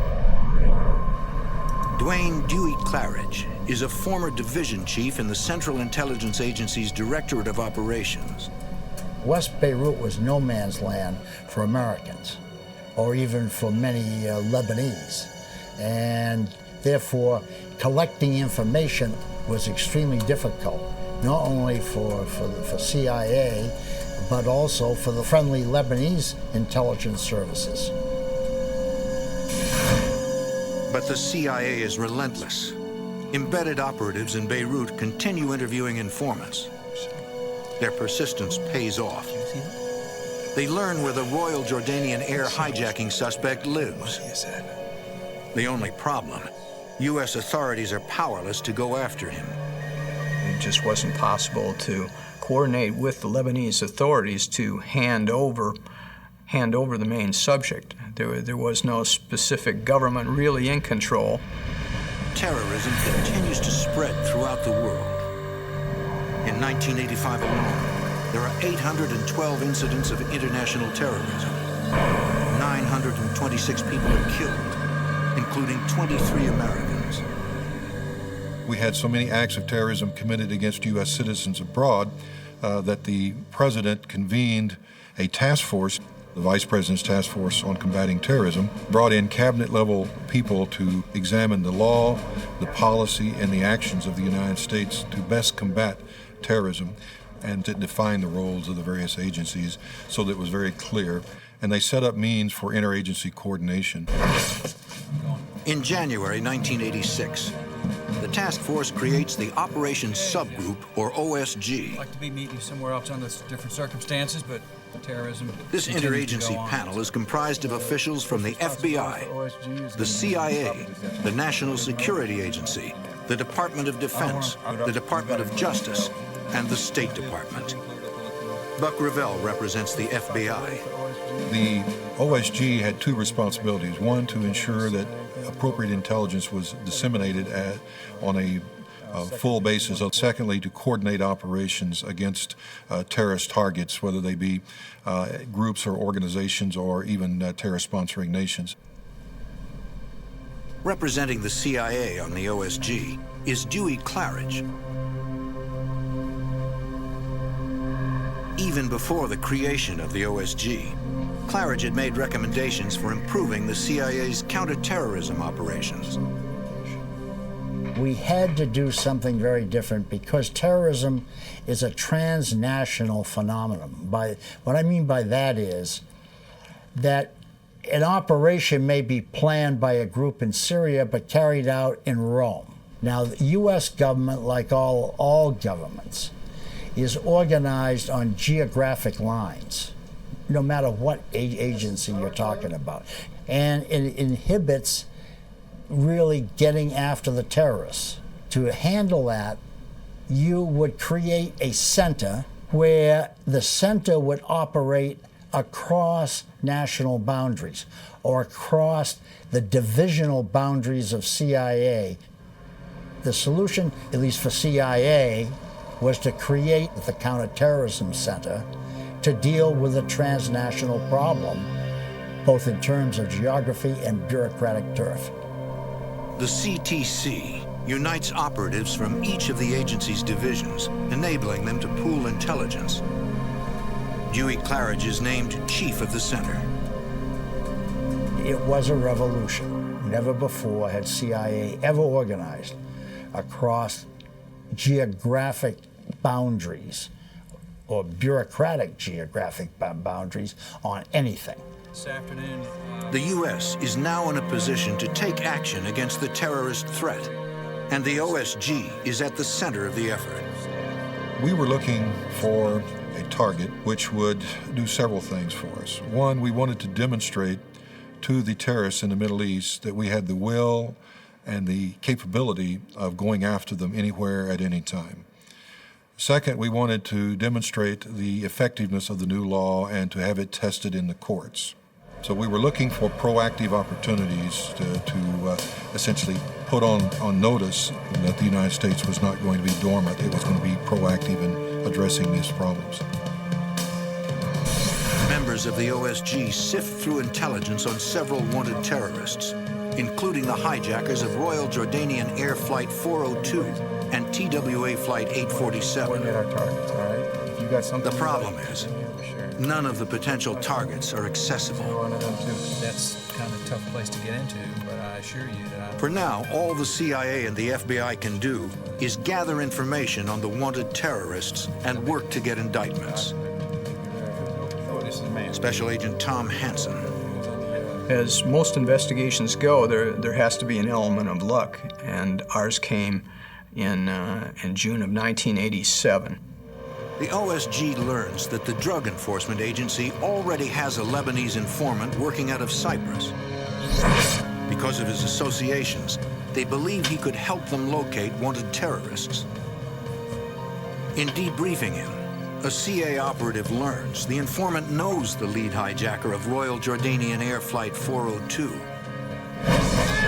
U.S. authorities may finally have the means to capture him.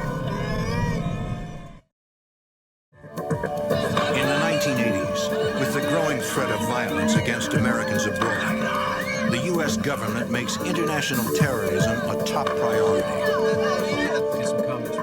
In 1986, the Operations Subgroup, or OSG, learns that a DEA informant knows the lead hijacker of Royal Jordanian Air Flight 402. FBI Special Agent Tom Hansen. Not only did he know the main hijacker, but they had shared a friendship and an association over a period of approximately 4 years. In fact, indicated that he felt that he could get this person to travel outside of Lebanon and visit him in another country. And this gave us one thing that we hadn't had in the past, and that was accessibility. Former chief of the CIA's Counterterrorist Center and OSG member Dewey Claridge. By getting our hands on him and bringing him back to the States and put him on trial, we would be signaling to the terrorists for the first time that we had changed our method of operation and we were on the offensive. The informant is cooperating, but he has a few concerns. Former FBI Executive Assistant Buck Revell. He wanted a significant reward and relocation of himself and his family to the United States under the Witness Protection Program. We felt in the interagency negotiations that this was a reasonable request. He certainly would be at risk if he and his family stayed in Lebanon, so we obtained authority to do that. In Cyprus, the informant tells a CIA operative that the hijacker has left the Amal militia. The hijacker, in fact, got into the drug business. He pursued this in Europe and other parts of the Mediterranean, so was somewhat actively involved in transportation and sale of narcotics.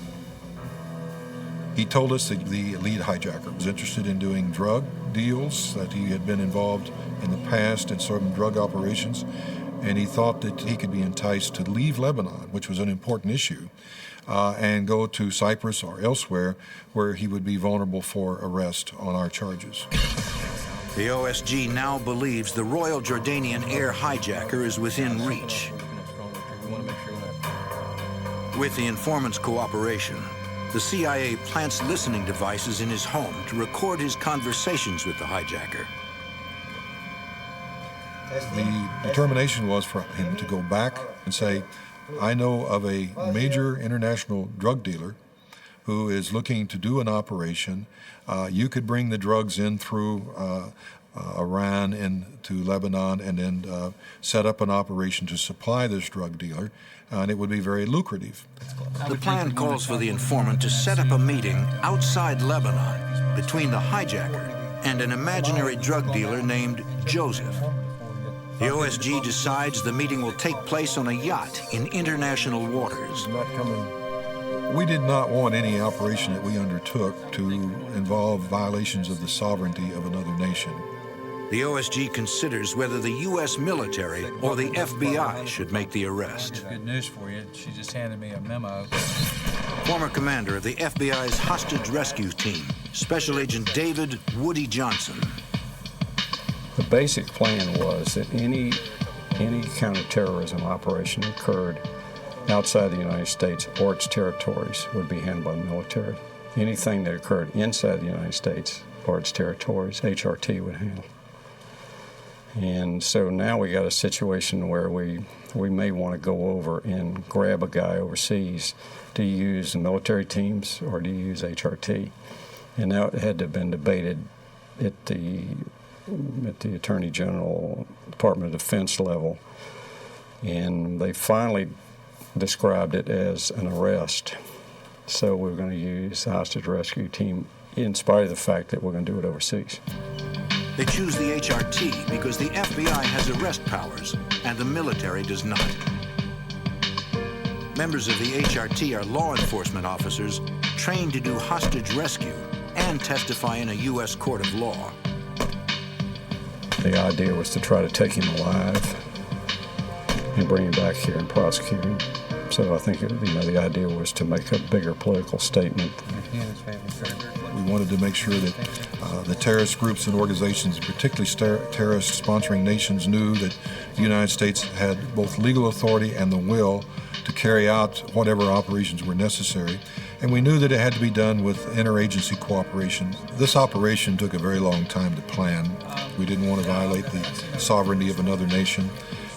We did not want to undertake this and not succeed. That would send exactly the wrong message. The plan is ready to implement. The final hurdle is obtaining the president's approval.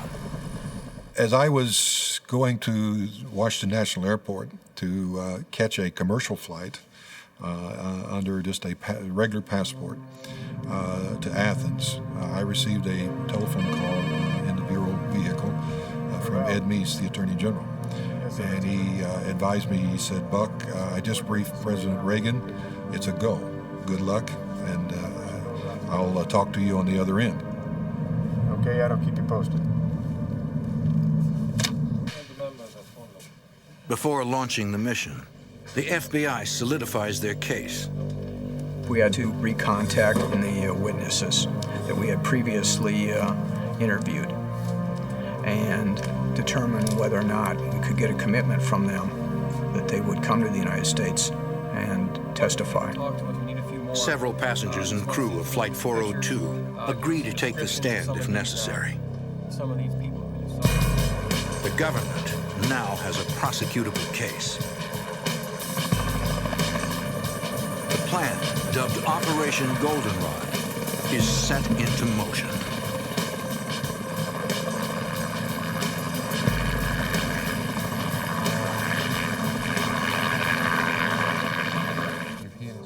In the mid-1980s, the U.S. Congress acts to give federal law enforcement and intelligence agencies broader powers to battle the growing threat of international terrorism.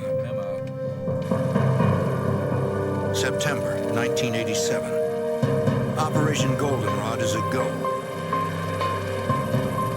The FBI, the CIA, and the U.S. Navy deploy assets for the arrest of the Royal Jordanian air hijacker.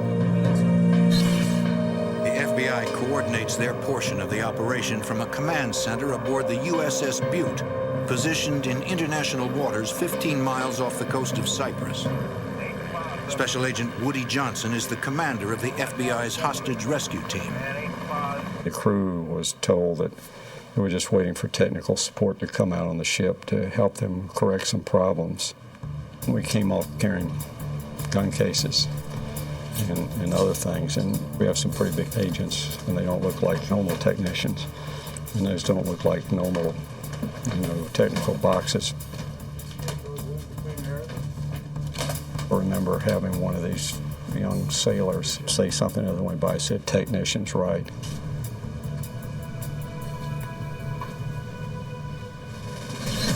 In Greece, HRT member Special Agent Don Glasser rents the yacht where the arrest will take place. Boat was chosen because it would blend in. It wouldn't attract any attention. We made some changes to it. We actually put a satellite navigation system in and making some adjustments to that, and actually put a Loran on it. And it's a electronic navigation equipment. In the port town of Limassol, Cyprus, Dewey Claridge and the CIA team set up a command post in a hotel room. We had a communications officer with us and a lot of aluminum trunks of equipment, which were passed off as photographic gear. And we had satellite communications back to Washington, to EUCOM at Stuttgart, that's the U.S. military command at Stuttgart.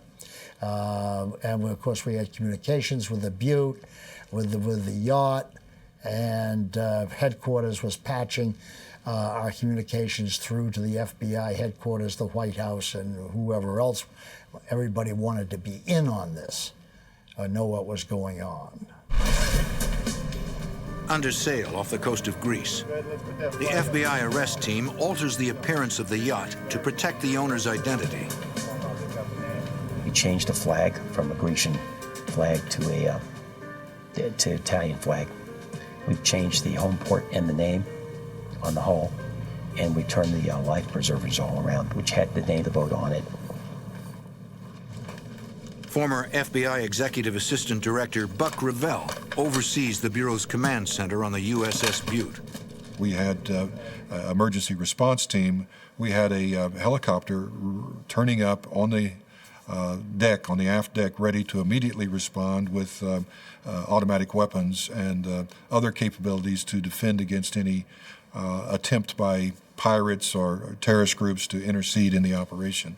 Our concerns over the actual execution were that we could get him to the location in international waters to execute the arrest, but also that we could secure that arrest and that we could keep it from becoming an international incident. In these type circumstances, you never know exactly what you're going to be faced with. We were dealing with a very fluid situation in Lebanon. We had to have the CIA operations in place in Cyprus. We had to have the FBI operations in place on board the yacht, which was the intercept vessel, and our command and control and emergency response on board the USS Butte, which was going to have to stay in international waters but be very close by. And since we couldn't control the exact timetable, it had to be very flexible. The FBI and the CIA are ready. CIA operatives tell the informant to call the hijacker in Beirut and tell him everything is in place. He needs to come to Cyprus now to meet the fictitious drug dealer, Joseph. The hijacker bought into this idea of coming to Cyprus to meet Joseph, who we basically manufactured as a big drug person. Hijacking aircraft doesn't really make you much money, if any. But and so he was looking to make some money.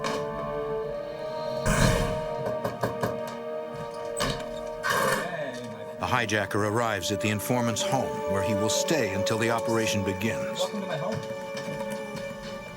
We made sure that not only did he throw money around quite lavishly when he brought the hijacker over to Cyprus, but he had showed him a suitcase full of money that certainly impressed the hijacker. He got the hijacker to state on tape that he indeed was the chief hijacker of the Jordanian aircraft. This is something Justice Department wanted very much. The good news was that the target, the hijacker, was on Cyprus on schedule. But the bad news was that we had learned that the Cypriot police were looking for him because somehow he had gotten on a watch list of undesirables. Our neighbor was running around Cyprus with a warrant on him. Operatives cannot afford to have local police arrest the hijacker in the middle of the operation.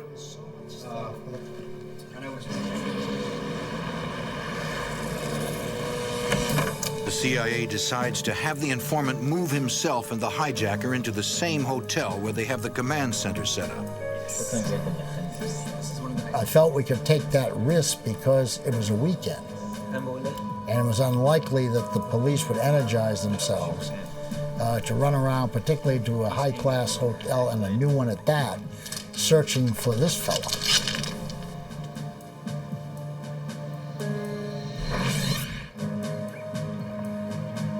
On Sunday morning, the informant tells the hijacker it's time to meet Joseph. He explains that since the drug dealer can't come to Cyprus, they need to meet him aboard his yacht. The informant's brother will take them to him in his boat. We had to have, quote, American eyes, U.S. eyes on the target, on the hijacker, when he boarded the boat to be able to tell Washington with absolute certainty that it was the target who was boarding the boat. And so one of our officers was located on the pier. Special Agent Tom Hansen. The boat departed with the cooperating witness and the main subject on time and headed out towards the yacht.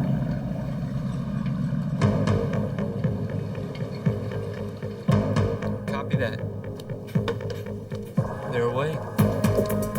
We informed everybody on the communications net of that fact and that the operation was underway. We asked for Washington to begin to implement the extraction of his relatives, near relatives, sisters, brothers, and children from various places around the Middle East, which had been part of the deal. Yeah. All right. We had a picket boat system in place to act as guideposts for the cooperating witness to navigate from. FBI's hostage rescue team commander, Special Agent Woody Johnson. My job is to worry about the people that are working for me, and it's a concern if this is a double cross. Have they set us up? Is he, going along with this thing, but they're sitting in a boat somewhere waiting on us, and then they're going to come charging in on us on the yacht, and we're going to end up in a fight on the water. For now, all the FBI can do is wait. Undercover FBI agents await the arrival of the Royal Jordanian Air hijacker in international waters 12 miles off the coast of Cyprus. FBI's hostage rescue team commander, Special Agent Woody Johnson. We pre-positioned the HRT guys on the deck, openly there with the appearance that we're bodyguards for the drug dealer. Get that fender ready to go over. Also on deck are 2 female FBI agents to act as diversions and help put the hijacker at ease. The rest of us were secreted down below deck with a sniper in the pilot house in the event somebody shows up that we didn't expect. Or if these guys suddenly jump up and have got weapons and start shooting, we can defend ourselves. Special Agent Don Glasser. Everything looked normal on our boat. The female agents were waving to him, beckoning him to come aboard the boat. I keep thinking this seems to be too easy. Is this guy, have they set us up?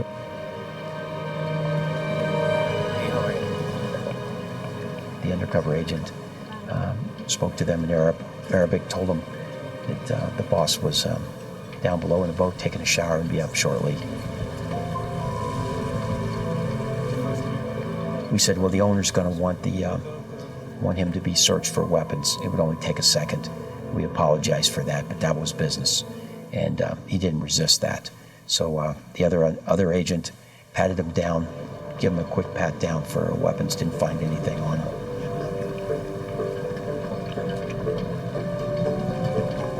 Clean. Go downstairs. The other agent escorted him back to the cockpit area where he nodded to me, which was the signal that we'd execute the arrest. The HRT operators came up from the cabin.